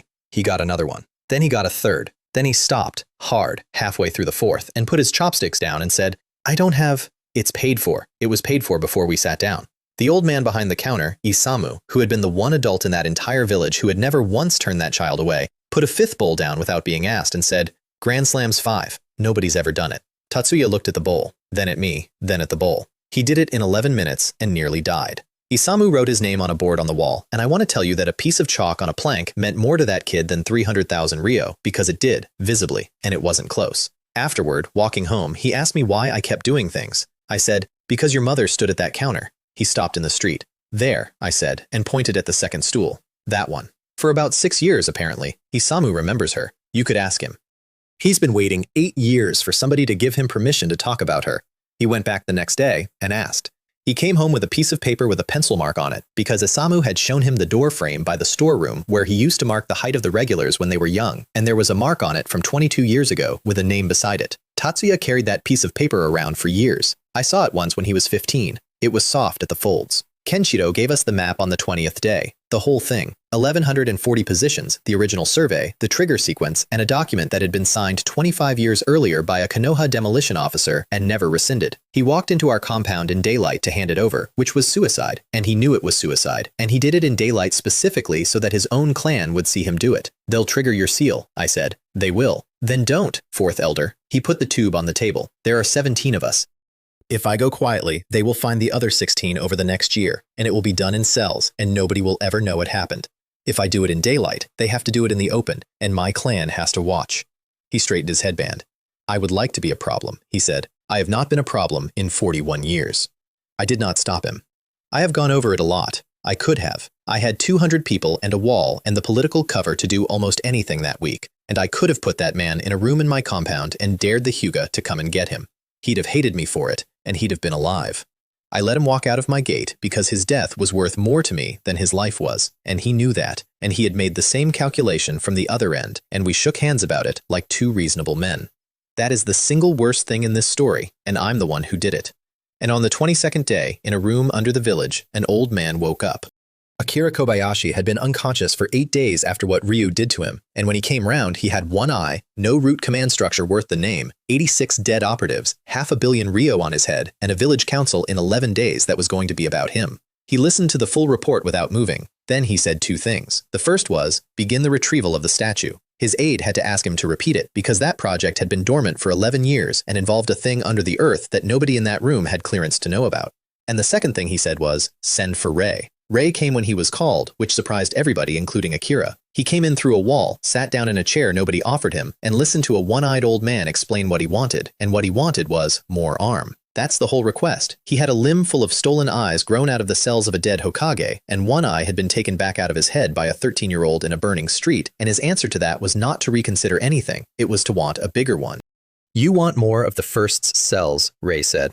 I want the arm extended, chest and shoulder. That would kill you. It would kill most people, Rei smiled, and I have been told by 3 separate witnesses that it is the worst thing you can be in a room with. And in exchange, access, Akira said, to the statue. Now here's what that meant, and it took me a year to confirm it, so treat this as a thing I learned late. There is a thing under the earth. It has been there since before there were villages. It's the size of a hill. It is roughly shaped like a man. It has too many arms and a face like a mask, and it is the empty shell that all 9-tailed beasts were originally cut out of. Konoha's council had known where it was for decades and had done nothing about it, on the entirely sensible grounds that it was the worst object in the world. Akira had been quietly building an access route to it for 11 years. Rei got up, said he would think about it, and left. He did not think about it for 1 second. He had heard something in that meeting far more interesting than a statue. Konoha Gakurei's leadership had gone soft enough at the joints that a counselor could offer him a national artifact in exchange for surgery. He went and found somewhere quiet outside the walls to watch what happened next. Everybody did. That's the thing about that month. By the 24th day, there were more foreign professionals in the trees around Konoha than there were inside the walls. There was a cave 4 kilometers northeast with 3 Akatsuki in it, and they had been there 11 days, and they had gotten on each other's nerves so thoroughly that it had become funny. Gantai wanted to go in. He'd wanted to go in on day 1. He was there for 500 million ryo, and every day of waiting was interest he wasn't earning. Kazuya did not want to go in, because Kazuya had run the approach 40 times in his head, and every version ended with a Hyuga on a rooftop. And Hina did not want to go in because Hina was not there for the money and had been told to look, not touch.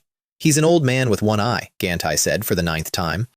He is an old man with one eye, Kazuya said, in a village with 9 clans, 200 Uchiha who are currently extremely awake, and a full council in 8 days. Anyone who goes in this week is going in during the loudest possible fortnight in that village's history. So we wait. So we wait for the council, Kazuya said, because on the day of the council, every important person in Konohagakure will be in one building. Hina looked up. Somewhere in the fog off the coast of the Land of Water, 3 men met on a rock. One was a 15-year-old Kage who had spent 4 years as somebody's hand puppet. One was an enormous man with a bandaged sword who had been on the run from that same village for 2 years. And one was a teenager with a sword bigger than he was, who talked constantly and had killed his entire graduating class. Seiji told Hideki the truth. All of it.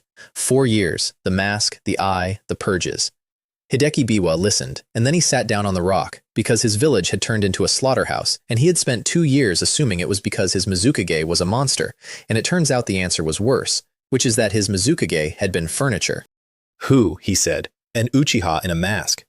Tetsuo, who was 17 and had opinions, said, so we go to Konoha and kill Uchiha until we find the right one. No, Seiji said, we go to Konoha and we find the one who broke it.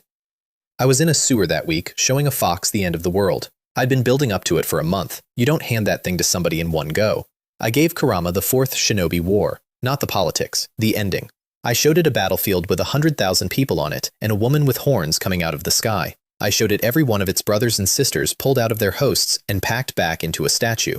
I showed it the part where it was in that statue too, screaming. Then I showed it the world under a red moon, every living human being wrapped in a root and dreaming. Then I showed it the other ending, the one where it is standing in an open field, free, on nobody's leash, and there's a young man beside it who is not holding it and not commanding it, and they are laughing about something. The fox did not speak for a long time. Then it said, that has not happened. No. Then how do you have it?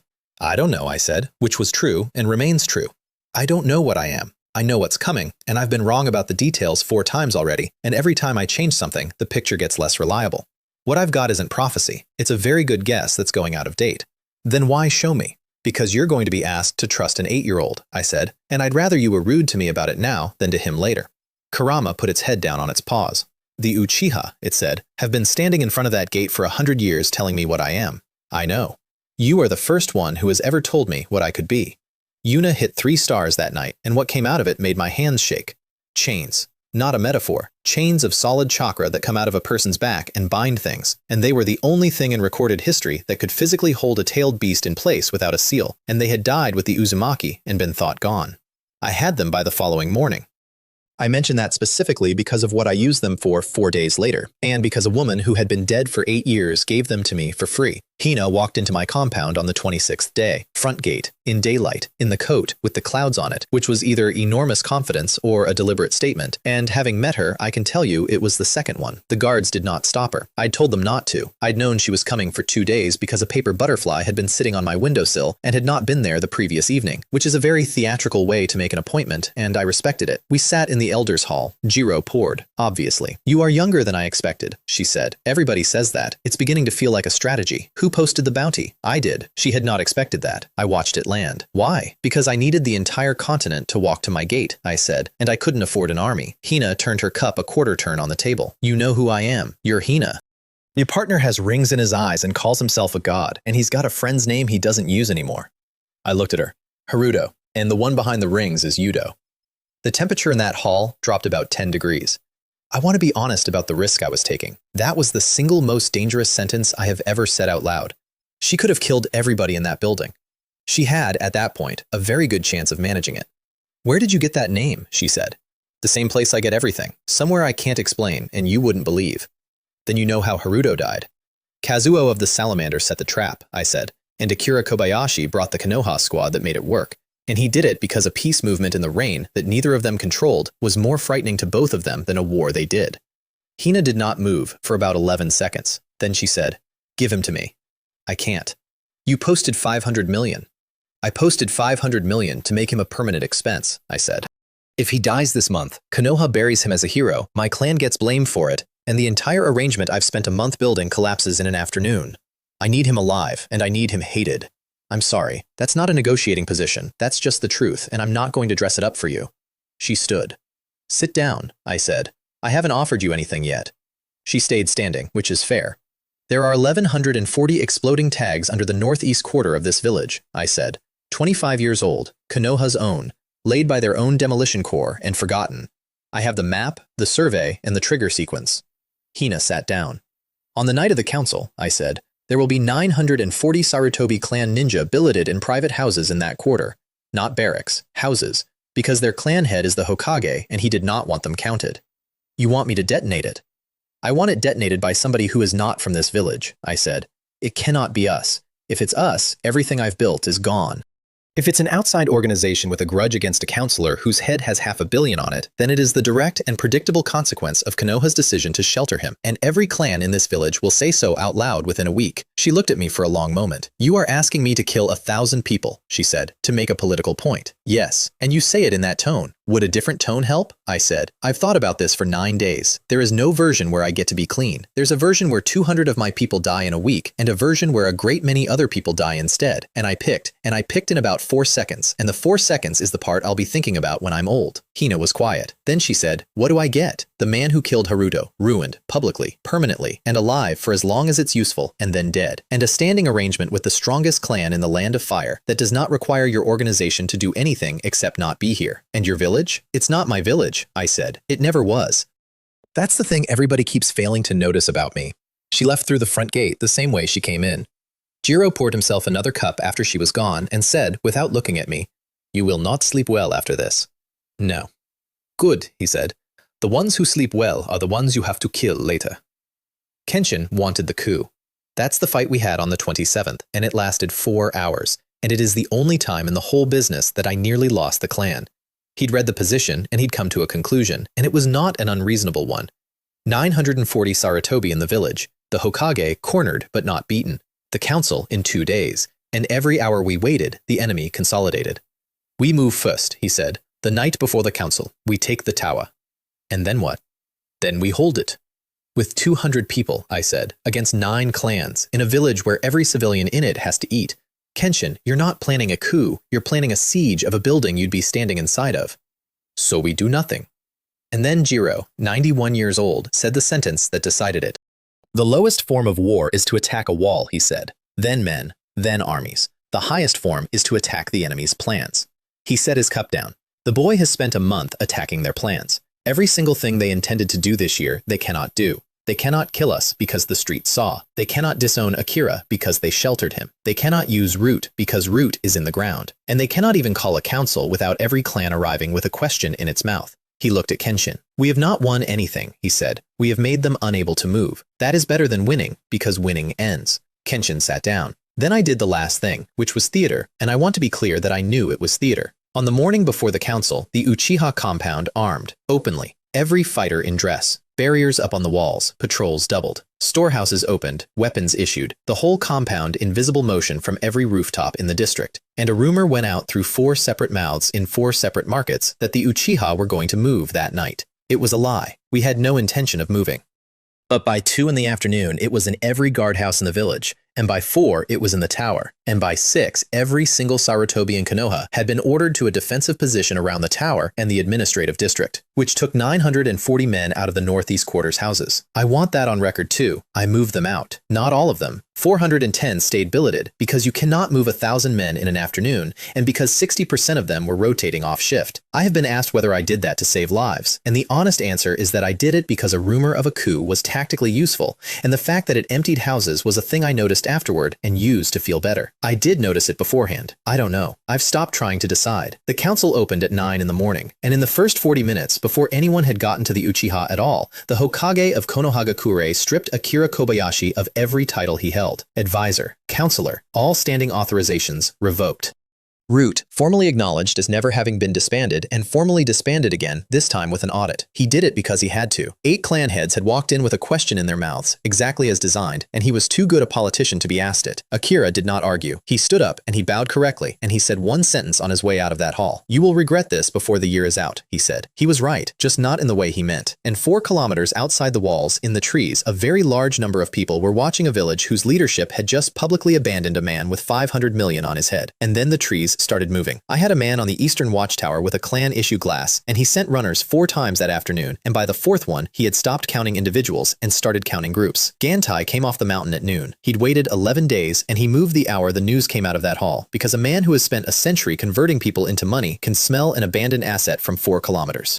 A woman named Fuen came in from the south along the river with a man named Kazuma. I want to give those two their moment because they were the ones who actually did it, and history has forgotten them entirely in favor of the people who arrived afterward. Fuen was somewhere past 60 and looked like somebody's aunt. What she did was take the substance out of earth and stone and leave the appearance of it behind, and she could do it slowly, over hours, from underneath, without disturbing a single blade of grass on the surface. There is no defense against that. None. Every wall in the world is built on the assumption that the ground is ground. Kazuma was younger and had a way with fire that I would call artistic if it hadn't been used mostly on doorways with people behind them. They had worked together for 9 years. They had a rate. They had never once in 9 years attempted anything above a B-rank client because they were, in their own assessment, second-tier professionals who intended to retire. 500 million Rio makes second-tier professionals reconsider their entire career in an afternoon.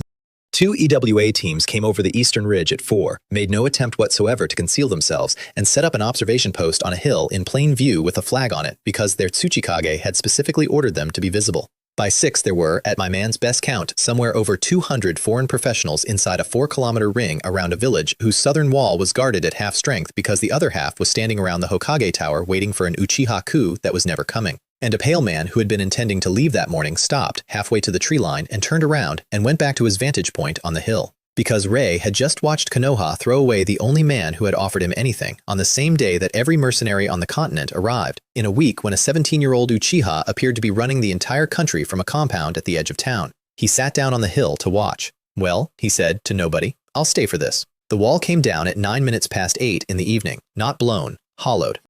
Fuen had been under the southern approach for 6 hours, and what she does is take the substance out of the earth and leave the shape of it, so the ground looks perfectly normal right up until it isn't there. She took out 40 meters of foundation under the south wall and left the wall standing on nothing. Then Rei's snakes came up through it, and 40 meters of Konoha's outer wall folded into a hole. I want to be honest about my part in the next 8 hours. I made 3 decisions, and every one of them was ugly. The first one was made about 90 seconds later, standing on my own compound wall, watching the south of the village start to burn. Because Kenzo of the Sannin was standing in front of my gate. He'd come the second the alarm went, not to the wall, to me, 40 meters from my front gate with his arms folded, and behind him, the sky over the South District was going orange, and he had chosen to spend the opening of the largest attack on Konoha in 8 years standing in a street making sure the Uchiha didn't move. That is the single most honest thing anyone in that village leadership did all year, and I've never held it against him. "Going somewhere?" he said. I looked at him. Then I looked south, where 100 professionals were coming through a hole with 500 million Rio on their minds. I drew, not a weapon. I let the chakra come up, all of it, everything 106 people had put into me over 3 weeks, and it came off me the way heat comes off a road. Kenzo's hand went into his pouch, and I stopped. I looked at him for about 2 seconds, and then I shrugged, put my hands in my pockets, turned around, and went back inside my own compound. And I said, loud enough for him and every one of his hidden Anbu to hear, "Not our wall." Then I went to bed. I did not go to bed. I went up to my roof with a flask of tea and watched the whole thing, obviously. But I made a great show of the going to bed part because there were 4 Anbu in the trees, and I wanted them to report it exactly the way it looked. The Uchiha did not lift a finger that night, not one. 200 of the best fighters in the Land of Fire sat inside their wall with their arms folded while the village they lived in came apart. Every single person in Konoha knew it by morning, and there was not one thing anyone could accuse us of. We had been told for 8 years that our job was the police force, and the police had not been called. Kenzo stayed in that street until dawn. He told me afterward that he stayed because he didn't dare leave, and that on about the 4th hour of it, he summoned a toad to send a message, and the toad took one look at my compound and refused to speak above a whisper. "What?" Kenzo said. "The boy on the roof," the toad said. "Kaito." "How much chakra do you have, Kenzo?" "You know how much I have." "He has several times that," the toad said. "I do not know what he has been eating. I would like to go home." While that was happening, an old man in the tower was buying insurance. Daiki Yamada had stripped Akira of everything at 9 in the morning in front of 8 clan heads, and at 10 at night, with the south wall down and the district burning, he went personally to a room under the archive and gave it all back in private. not the titles. The titles stayed gone. Command of what was left of Root, quietly restored. Access to the reserves. A written assurance with no date on it. Because his village was under attack, and he had one asset that could operate outside every rule, and he had spent that asset in the morning for political survival, and needed it back by nightfall. That is the entire man in one day. And every clan in Konoha sat on its hands. That's the part people forget when they tell this story. It wasn't just us. The Hyuga held their compound. The Nara held theirs. Aburame, Inuzuka, Akimichi, all of them defended their own walls and sent no one to the South District, because 8 clan heads had walked out of a council that morning having learned that the village's leadership had been running an illegal army and stealing eyes from its own dead. You cannot ask people to bleed for an institution 11 hours after showing them what's under it. Konoha fought that night with its regular forces and its Anbu and its Sarutobi, and that was all it had. And I had spent a month making sure that was all it had. Hina met Kenzo at 2 in the morning. Not by accident. She went and found him. They fought on the roofs of the Eastern District for about 6 minutes, and neither of them was really trying. And then she landed on a water tower 40 meters away and said his name. "You knew Haruto," she said. Kenzo of the Sanin stood very still. "I trained him," he said. "And a girl with paper, and a boy with—" He stopped. "Hina," he said. "Haruto is dead," she said. "Yuto is what's left, and the man who set the trap that killed him is a counselor of your village. And this morning you all pretended to throw him away, and tonight your Hokage gave it back to him in a basement. That's not— Ask him," she said. Then she went up into the dark, and Kenzo did not follow her, and he sat down on that roof for 11 minutes in the middle of an attack on his own village, and I do not know what he thought about, and I have never asked. At 11 minutes past 3, the northeast quarter of Konohagakure went up. I was on my roof. I'd been there since 8. I had a flask and a blanket because it gets cold on a tile roof at 3 in the morning even when a city is burning. And I want that detail in here because it is the most damning thing I own. I brought a blanket. She did it from about 600 meters up, out over the cliff where the tag's original trigger relay had been anchored 25 years ago and never removed. There is no sound at first. That's what nobody tells you. There is a light, and it comes up from underneath the streets, which is wrong in a way your body understands before your head does, because light does not come out of the ground. And then there's a moment of complete silence with weight in it, about 1.5 seconds long, and I stood up during it without deciding to. Then the sound arrives, and it isn't a bang. It's a physical event that goes through your chest and the soles of your feet at the same time, from 2 different directions, and every window in the eastern half of Konoha went at once, and the noise of that arrived 4 seconds later like a second wave. 1,140 tags, 25 years in the ground, 6 city blocks. The northeast quarter went down to its foundations. And then the pressure went up the cliff face behind it, and the cliff had been cut into by hand 2 generations ago to carve 4 enormous faces into the rock above that village. The second face cracked across the brow and slid. About 1/3 of the first Hokage came off that mountain and landed on the district below, and it took another 2 streets that the tags themselves had not touched. I watched the face of the man who founded that village come off a cliff and fall onto the houses of the clan that ran it. 410 Sarutobi had still been billeted in that quarter. The final count took 9 days. 613 dead, 381 of them Sarutobi, 203 of them civilians who had lived there their whole lives and had no idea there was anything under their floors. 29 of the civilians were children. I sat back down on a roof with a cup of tea in my hands and watched it burn, and my hands were completely steady. That's the thing I noticed. Not the fire, not the noise, not the sound the district made afterward, which I am not going to describe. I noticed that my hands were steady, and I looked at them for a while, and I thought, with total clarity and no drama whatsoever, oh, so this is what I am now. I did not feel anything about it for 6 days. Then I felt all of it at once, in my own kitchen, over a bowl of rice, and Emmy had to send everybody out of the house. Then the sky above the district lit up blue, and something took Hina out of the air. I want to describe this properly because it was the single most unexpected thing that happened that entire night, and it was not mine, and for about 4 seconds I genuinely believed I had lost control of the whole board. A sphere came out of the dark over the eastern tree line on a flat trajectory, roughly the size of a cart, compressed to the point where the air around it was visibly wrong, trailing a wake of displaced night. It crossed about 2 kilometers in under a second and hit a paper construct 300 meters up. The detonation lit the entire eastern half of the village blue-white. Every roof, every face, every burning street, all of it went the color of a welding arc for about 1.5 seconds.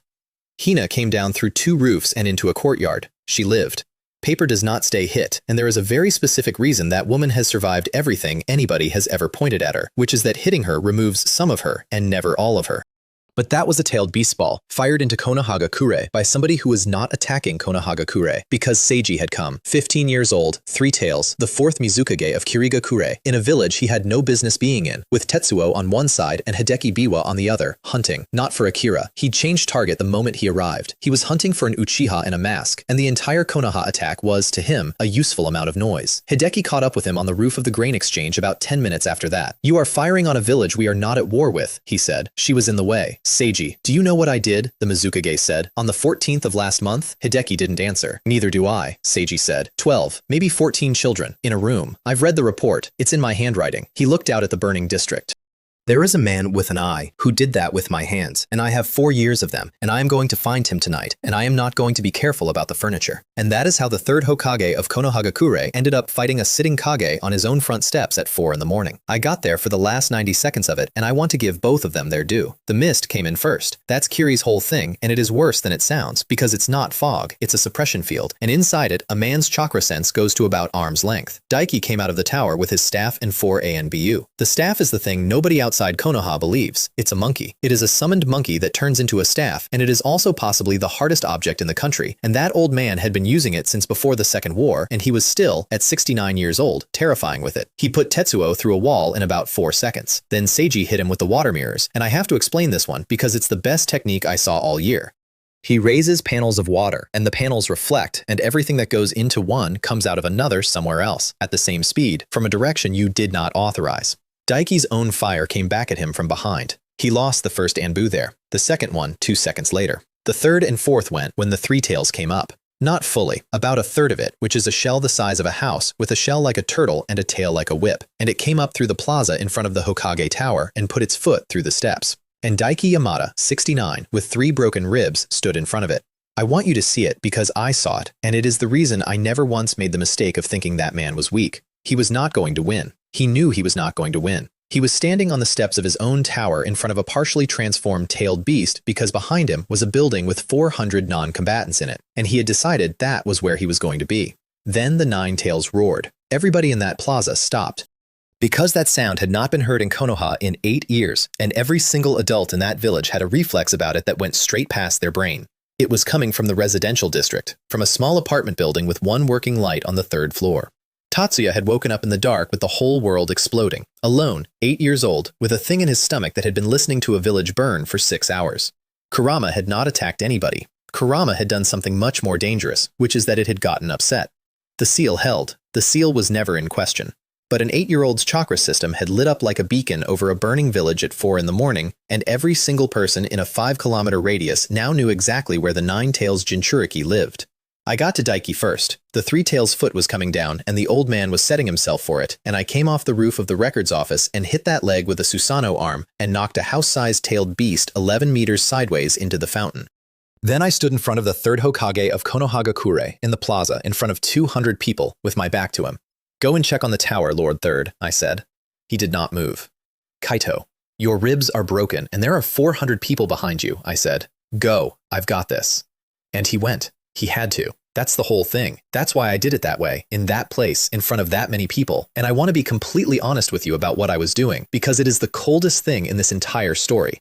I saved that man's life in public so that everyone would see it. 200 witnesses watched an Uchiha put himself between the 3rd Hokage and a tailed beast. By noon, it was the only story in the village. And from that morning on, every single person in Konohagakure who wanted to argue that the Uchiha were a threat had to do it standing next to a man who was alive because one of us stepped in front of him.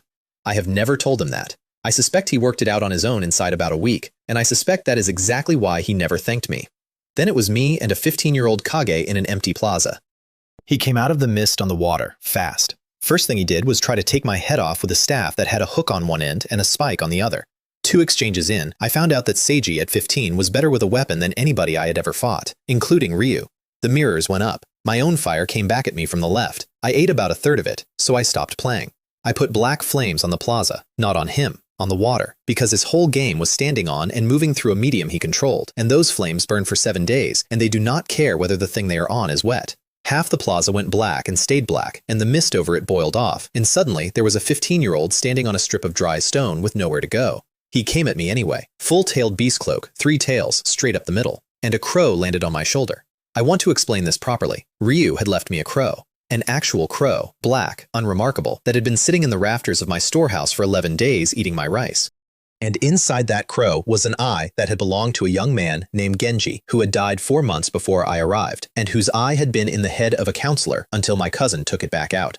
That eye does one thing. It is the strongest genjutsu that has ever existed, and it works exactly once every 10 years. It doesn't control you. It puts one idea into your head, and then it gets out, and the idea becomes yours. You will defend it. You will believe you thought of it in the bath. There is no counter, because there is nothing to detect. There's no technique running. There's just a man with a new opinion. The crow opened its eye at the 4th Mizukage from 4 meters away, and the idea I gave him was this. The boy in front of you is the one person alive who is hunting the same man you are, and you are going to find him, and you are going to work with him. That's it. That's all I put in. I didn't make him loyal. I didn't make him obey me. I put one true sentence in a 15-year-old's head and let him arrive at the rest himself. Because a man who reasons his way to your side stays, and a man you have merely aimed comes loose in 6 months. Seiji stopped mid-stride.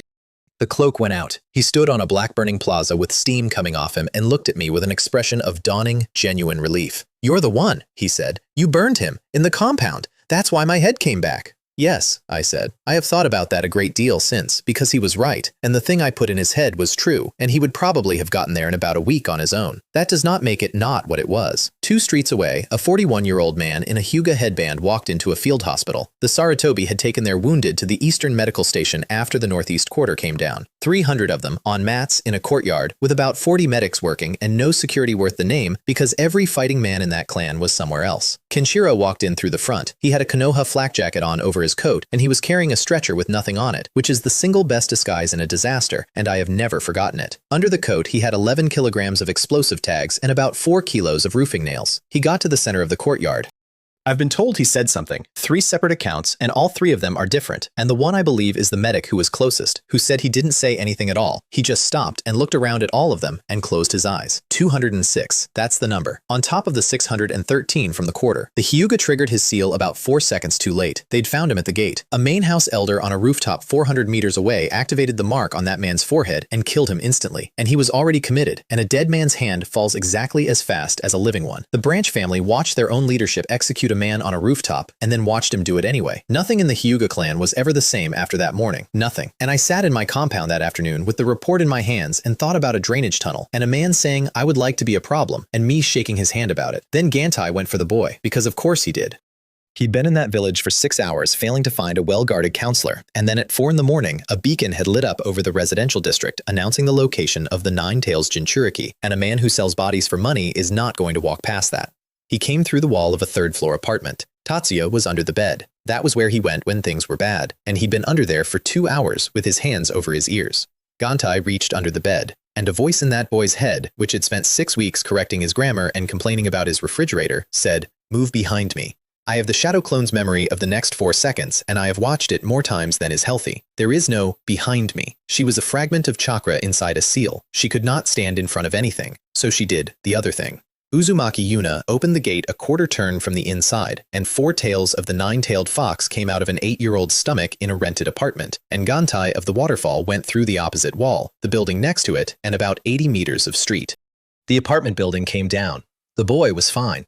That's the part I need you to hold on to, because the next 20 minutes are the worst of his childhood, and I was not there for the start of them. The chakra cloak does not burn its own host at 4 tails. It burns everything else. What came out of that rubble was a small figure on all 4s inside a shell of red that had a shape and did not have a face. Kenzo arrived 90 seconds later. He came in Sage mode, which is the version of that man that can fight a Kage and win, and it is genuinely frightening to look at. The eyes change. The face changes. Something older than him rides along behind his shoulders, and he stops needing to look at things to know where they are. He brought 2 toads the size of houses. Gamakichi came first, with a shield and a 3-pronged spear and a permanent apologetic expression, and Gamatatsu came second, with a sword and a pipe. And the arrival of Gamatatsu in a residential street removes the residential street. Behind them came a full sealing team.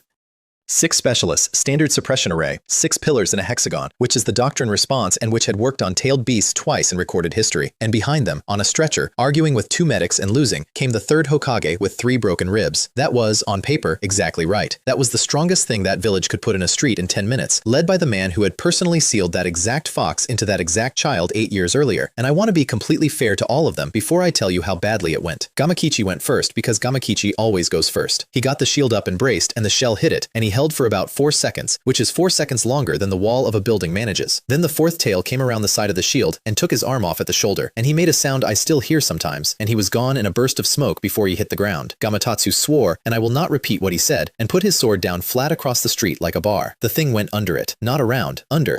It got down on its front and went along the road on all fours, under a blade the length of a house, and came up inside the guard, and Gamatotsu of the Toads got hit in the chest by something that weighed about as much as a child and went backward through a warehouse. The barrier team got 4 of 6 pillars in. They were good. They were extremely good, and they were working in the dark with a moving target, and the 5th pillar was going into the ground when the 4th tail formed, and the chakra density in that street doubled inside 2 seconds, and the array cracked from the inside. One of the specialists lost both hands. She kept giving the count. I found that out 3 days later from a hospital list, and I have never met her, and I think about her regularly, because none of them were fighting the fox. That's the thing. Everybody in that street was executing a doctrine for a tailed beast rampage, and there was no tailed beast rampaging. Kurama had not attacked one single person that night. Kurama had gotten upset on behalf of a child and lent him more than he could hold. They were fighting an 8-year-old.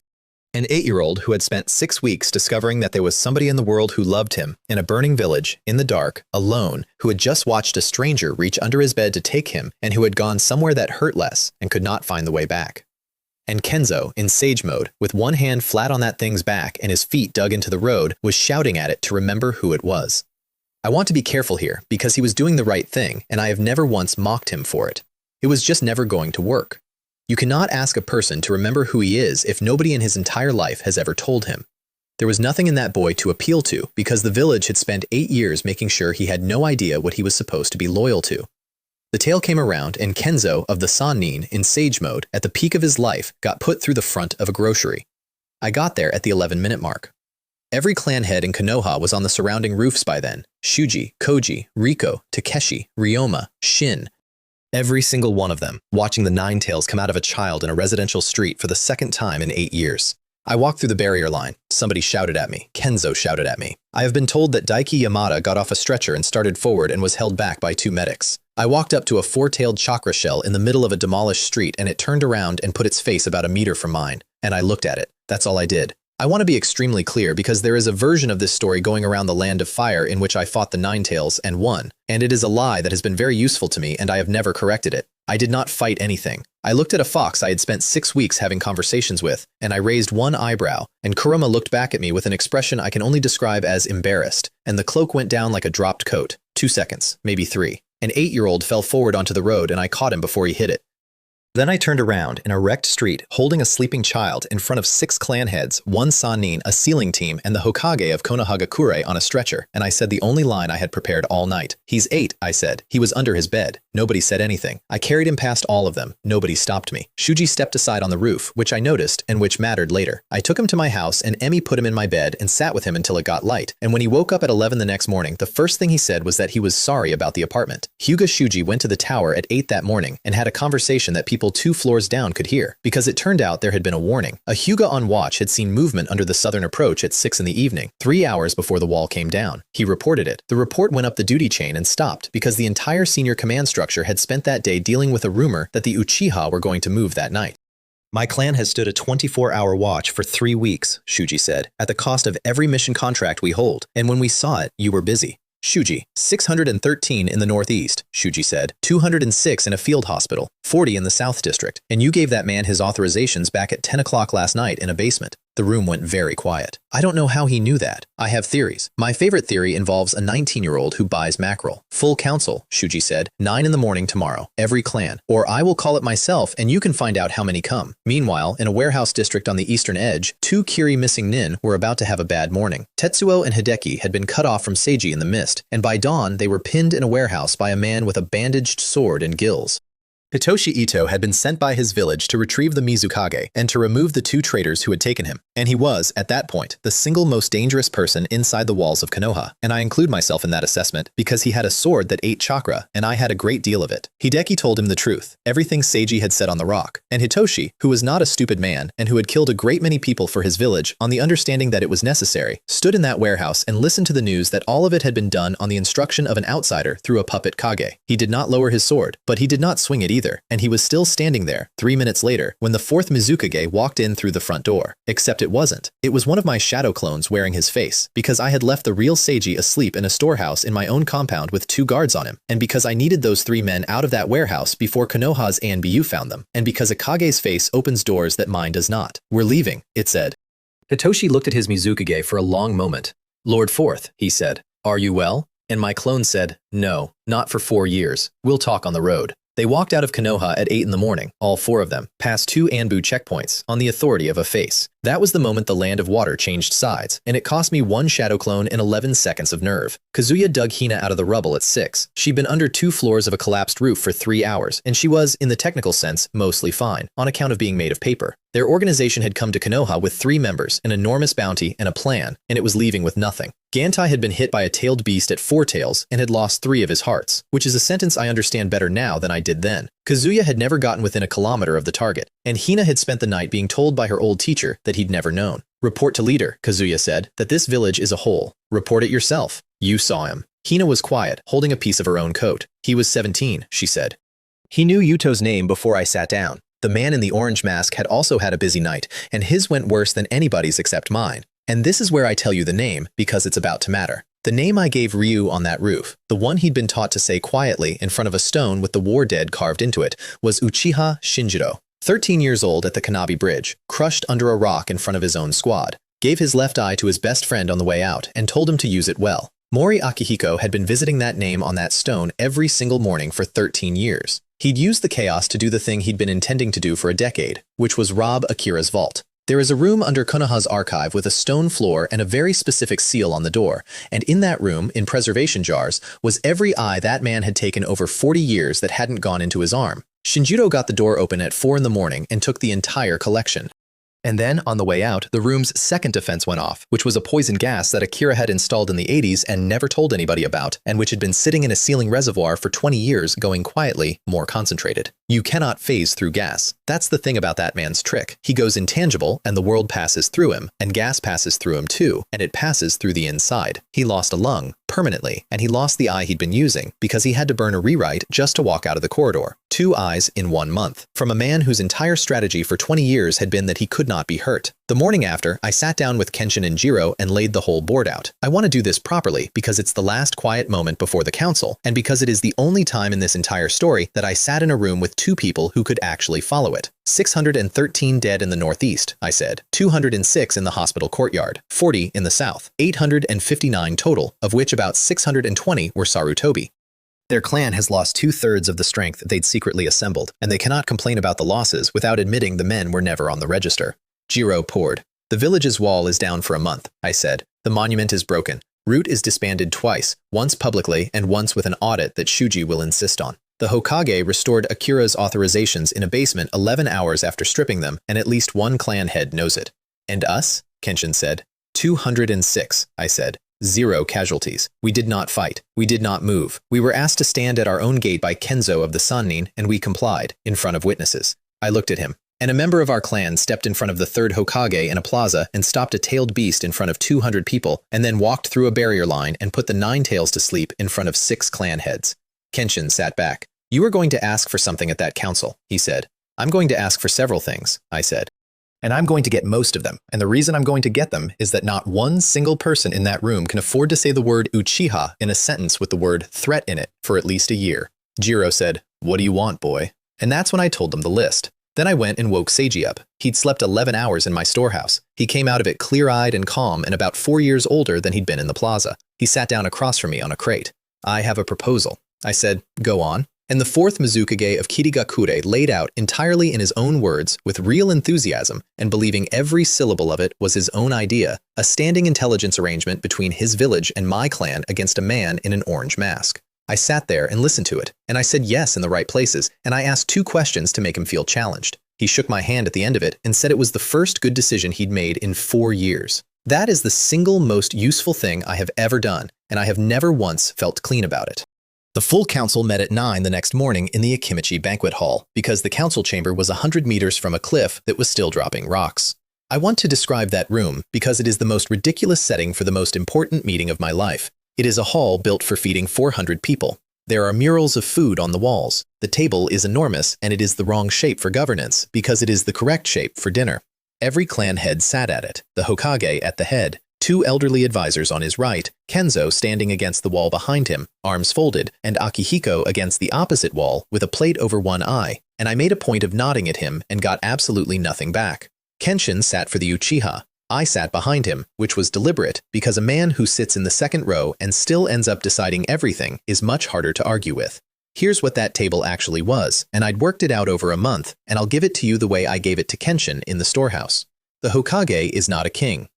He runs missions, the budget, and the military, and he can veto, and that's genuinely enormous. What he cannot do is act against the clans as a block, because the clans supply about 70% of the fighting strength and all of the bloodlines. Above him, technically, sit the advisors, and there had been 3 of them, and one of them had just been thrown away in public. And beside all that, there were 2 seats called honorary elder, which were the most useless-sounding things in the entire structure, and which were in fact the single most valuable real estate in the village, because an honorary elder cannot be removed by the Hokage, has the right to attend any council, and has a vote. Both of them had been Hyuga for 22 years. The Hokage opened by confirming what everyone knew. Akira Kobayashi, permanently removed. Root, disbanded, with an external audit, with the audit to be conducted jointly by the Nara and the Aburame, which was a genuinely clever move because it bought 2 clans with a compliment. And I sat there and did not say one word, and did not smile, and did not object, and let it pass in about 4 minutes, because it cost me nothing. I hadn't come for Akira. I never had. Then Shuji put his hands on the table. The matter of the Northeast Quarter, he said. And that's when it began. I want to be honest about what the next 2 hours actually were, because in the version they tell in the bars, I made a magnificent speech and everyone applauded. What actually happened was 2 hours of grinding, hostile, extremely detailed argument between 9 exhausted people about who was responsible for 859 bodies. And I said almost nothing for the first 90 minutes of it. The first 40 minutes were the wall. 40 meters of the southern wall had been hollowed out from beneath, and there was a hole in Konoha that a cart could drive through. And the argument was about who paid for it. And it was the pettiest and most human thing I have ever sat through. The village budget could not cover it. The village budget had been covering an unregistered organization for 4 years, which nobody said out loud, and a Sarutobi clan rotation of 940 men, which nobody said out loud either. And the reconstruction estimate for the wall alone was more than the annual mission income of 3 clans put together.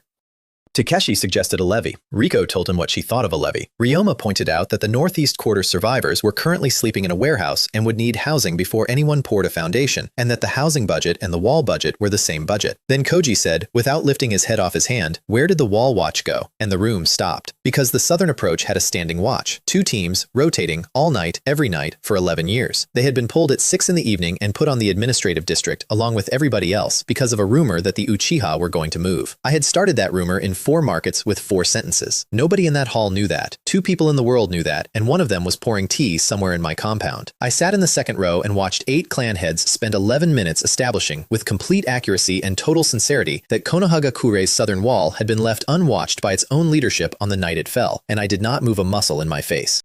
That is the worst thing I have ever gotten away with, and it is not close. The next 50 minutes were the dead. They went through it clan by clan. That's the procedure. Every clan head reads their losses into the record, by name where the name is known, because that village does at least do that properly. It took 50 minutes. Takeshi read 41, Riko read 19, Shin read 4, Shuji read 6, and then read the names of the 11 Hyuga who had been on the wall watch before it was pulled, who had not died, because he wanted them in the record for a different reason. And then the Hokage read 620 Sarutobi. He did it himself. He did not delegate it. 69 years old, 3 broken ribs, standing up, and he read 620 names off a list in a banquet hall for 19 minutes and did not stop once and did not sit down. I want to say something here that I have never said to anybody. Somewhere around the 400th name, I stopped being able to look at the table. Not out of guilt. I want to be precise, because guilt would be flattering, and I have not earned it. It was that I had planned every step of that night in a room with a cup of tea, and the number had been a number in an argument, and now an old man was saying it out loud, 1 syllable at a time, and it was taking 19 minutes. 19 minutes is very long. Try it. I did not change anything I'd done. I have never changed anything I did, but I sat in the second row of the Akimichi banquet hall and understood, for the first time and permanently, the exact size of the distance between deciding a thing and hearing it read. Then the advisors tried to put it on the Hyuga. That was the obvious move, and they went for it fast. A Hyuga branch member had walked into a field hospital with 11 kilos of explosive on him. The Hyuga's internal discipline was the issue. The Hyuga should be sanctioned, their seats reviewed, their branch house placed under supervision. And Shuji sat there and took it, because it was true. That's when I spoke for the first time. No, I said. Everybody looked at the second row. The tags under that quarter were laid 25 years ago by Konoha's own demolition corps, I said, under an order that was never rescinded, and the survey went into a box when the officer who wrote it died at the Kanabi Bridge. There are 1,140 of them. There were. I put a copy of the original survey document on the table and slid it up. That's the Land of Fire's seal on the bottom, not the Hyuga's. Narakoji picked it up. A man from this village's oldest clan, I said, found a village-owned munitions dump under a residential district and reported it up his chain and was ignored for 2 years because he was branch house and nobody reads what branch house men write. That is not a Hyuga discipline failure. That is a filing failure by this table. An advisor said, he murdered 206 wounded men. He did, I said, and he did it because his brother was executed to satisfy a foreign country 3 years ago, and this table called it an honor, and nobody at it has said his name since. Would anyone like to say it now? It's Hizashi. Nobody said anything. Sanction the Hyuga if you like, I said. You'll have a second one inside a year. There are 17 more of them, and I'd guess at this point there are 70. Shuji did not look at me. He looked straight ahead at the wall, but he knew what I'd just done, and he knew what it had cost me, because I had a clean run at the Hyuga right there, and I stood in front of them instead. I'd told him at 2 in the morning in a living room that we wouldn't take advantage. That's the only promise in this entire story that I kept exactly. They took the seats off the Hyuga anyway, not as a punishment, as a compromise, which is how these things always get done. Both honorary elder seats vacated in the interest of restoring confidence, with the Hyuga retaining their council vote and their clan standing intact. Shuji accepted it in 4 words. He'd known it was coming since the hospital courtyard. And then the table sat there with 2 of the most powerful vacancies in the village open in front of it, at 9:40 in the morning in a room that smelled faintly of last week's banquet. Kenshin said, the Uchiha will take them. I have never been prouder of that man. He didn't ask. He didn't propose.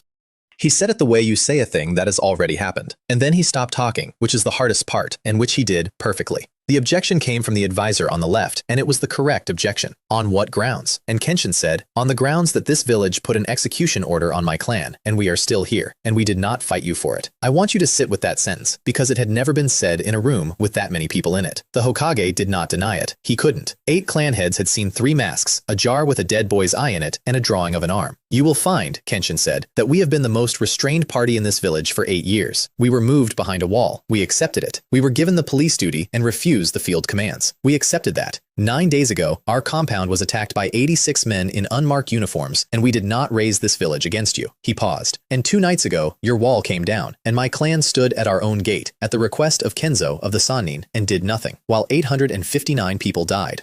You may confirm that with him. He was standing in the street. Everybody looked at Kenzo. Kenzo, to his eternal credit, said, that's accurate. Inuzuka Riko said, seconded. She said it fast, and she said it first, and I have bought that woman a great deal of expensive meat over the years, and I have never once explained why. Aburame Shin said, seconded. Narakoji looked at the ceiling for about 4 seconds, which is the longest anyone has ever spent on a decision that was already made, and said, yeah, fine. Uchiha Kenshin, honorary elder of Konohagakure. Uchiha Kaito, honorary elder of Konohagakure. 17 years old and about 6 weeks earlier, I had been bleeding out in a rice paddy while somebody described me as paperwork. Then I asked for the school. The room genuinely did not understand. There is a position called Principal of the Ninja Academy.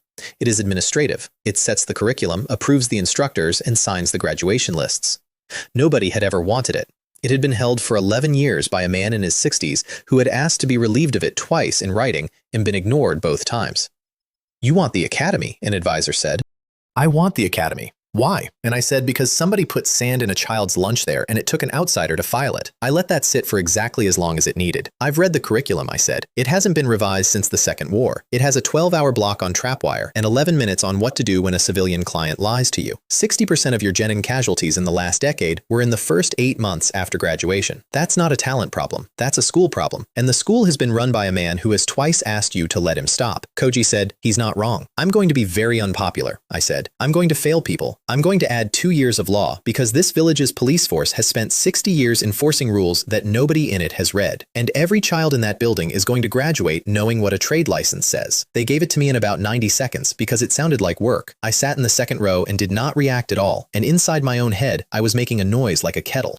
Because here is what they had just handed me. And it took the Hokage until roughly that evening to see it. Every ninja in that village comes through that building at 6 years old and leaves it at 12. Every single one. Nara, Hyuga, Akimichi, civilian, orphan, all of them, for 6 years, at the age when a person decides what the world is. They gave me a seat at the table, and then they gave me the next 40 years of the table. There was one more thing, and I did not get it. And I want to include it because I have noticed that people only ever tell the parts where they win. They asked me to withdraw the bounty. The advisor on the right made the request, and she made it well. 500 million Rio on a former counselor was, she said, now a purely destructive drain on a village that had just lost a wall, and since the man had been stripped of everything, the political point had been made. I can't withdraw it, I said. It's escrowed and anonymous. The broker won't take an instruction from a stranger. Then have the client. There's no client, I said.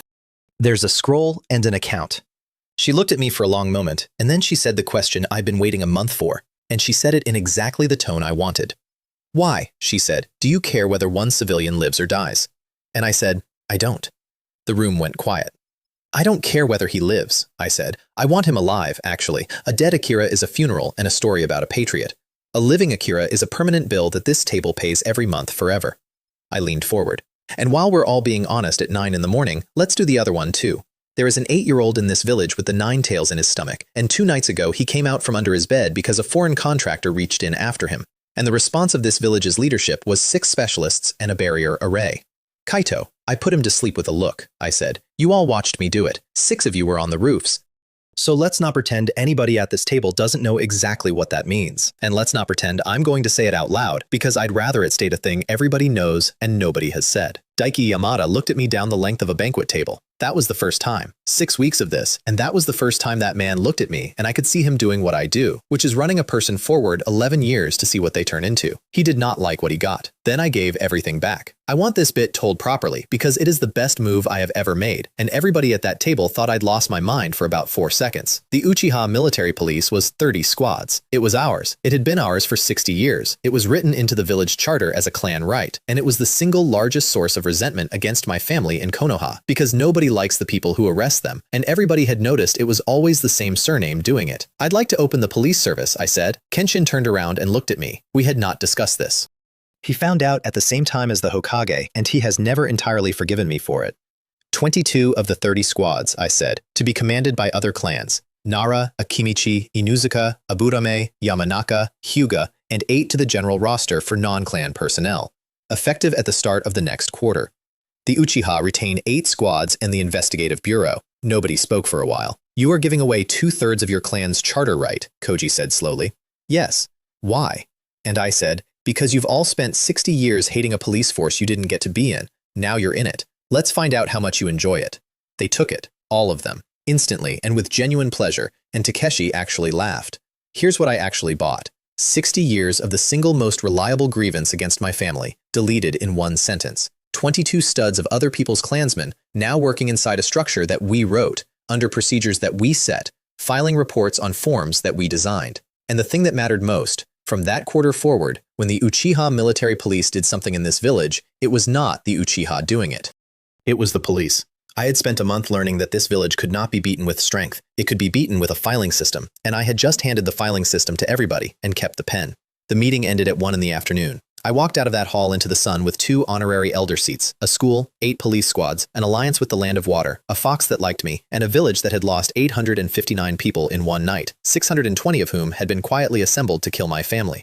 6 weeks earlier, 3 men in blank masks had stood over me in a rice paddy and called me paperwork. That afternoon, everything in Konoha that got written down came across my desk. I went to the academy that evening because I wanted to see the office before anybody had time to tidy it. It was small. There was a filing cabinet with a plant on it that had died at some point in the last decade and had been watered since anyway. There was a stack of graduation lists going back 4 years that had never been countersigned.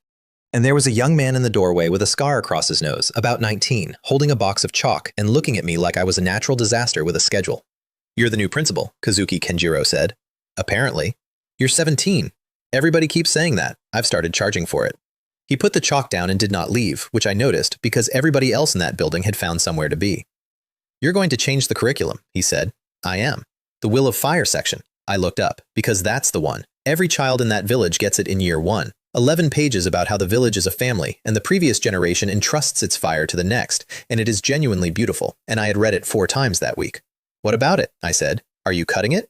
And I thought about a boy on a swing practicing his own personality at an empty room, and an old man with a lunchbox and a 1,000 Rio note, once a month, for 8 years. No, I said. I'm going to teach it exactly as written. Kenjiro's shoulders came down about 2 centimeters. And then, I said, in the last year, I'm going to have them read it again, and I'm going to ask them to name one person in this village it was not applied to. He stood there for a moment. Then he said, that's going to cause a lot of trouble. Yes. Can I have that class? I gave him that class. He taught it for the next 9 years, and he was better at it than I would have been, because he believed the 11 pages, and I never did. And a thing like that has to be taught by somebody who believes it, or the children can smell it. I got home a little after 9. Kei had kept dinner. Renji was at our table, again having entirely failed to move out in any meaningful sense. Rin was reading with her feet on a chair. Tatsuya was there because he'd been there every night since the apartment came down, sitting on a cushion with his back very straight, still eating like somebody was going to take it away. He looked up when I came in and said, "You said when I was older." I stopped in the doorway. "About my dad." Emmy, across the table, went very still and did not look at me and started very carefully arranging her chopsticks. I sat down.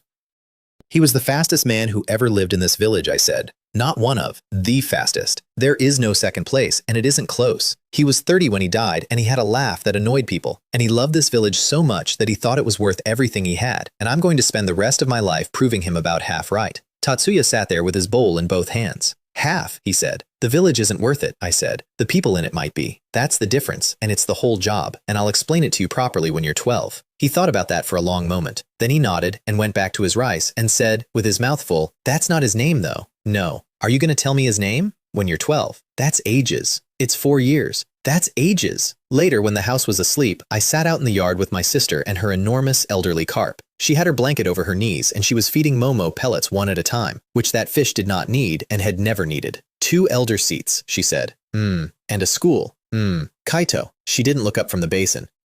"When are you going to sleep?" And I said, "Soon," which was a lie, and she knew it was a lie, and she let me have it, which is the single kindest thing anybody has ever done for me. Because here is the part I hadn't told anybody, and hadn't told Jiro, and hadn't put in any plan on any table. I had 106 lifetimes of technique in my head, and more chakra than a sandin in a village that had just handed me its children, and none of it grows legs. There is exactly one person alive who understands the human body well enough to give my sister her legs and her hand back. He is a monster. He has done things I have read the reports of, and there are children in jars under this country because of him. He was sitting on a hill outside this village 4 days ago, watching me work, and on the morning after the council, a scroll arrived at our gate with no seal and no sender, containing a single sheet of paper with a diagram on it, cell regeneration, limb reconstruction, 4 steps of 11, and the last 7 were missing. At the bottom, in beautiful handwriting, it said, "I have been watching you for 6 weeks, Uchiha Kaito. I know what you want. Come and ask me properly." I sat in my yard with that paper in my hand and my sister asleep inside, and I thought about the price. And I want to be honest with you, because I've been honest about everything else. I wasn't wondering whether I'd pay it. I was wondering whether I'd notice when I had.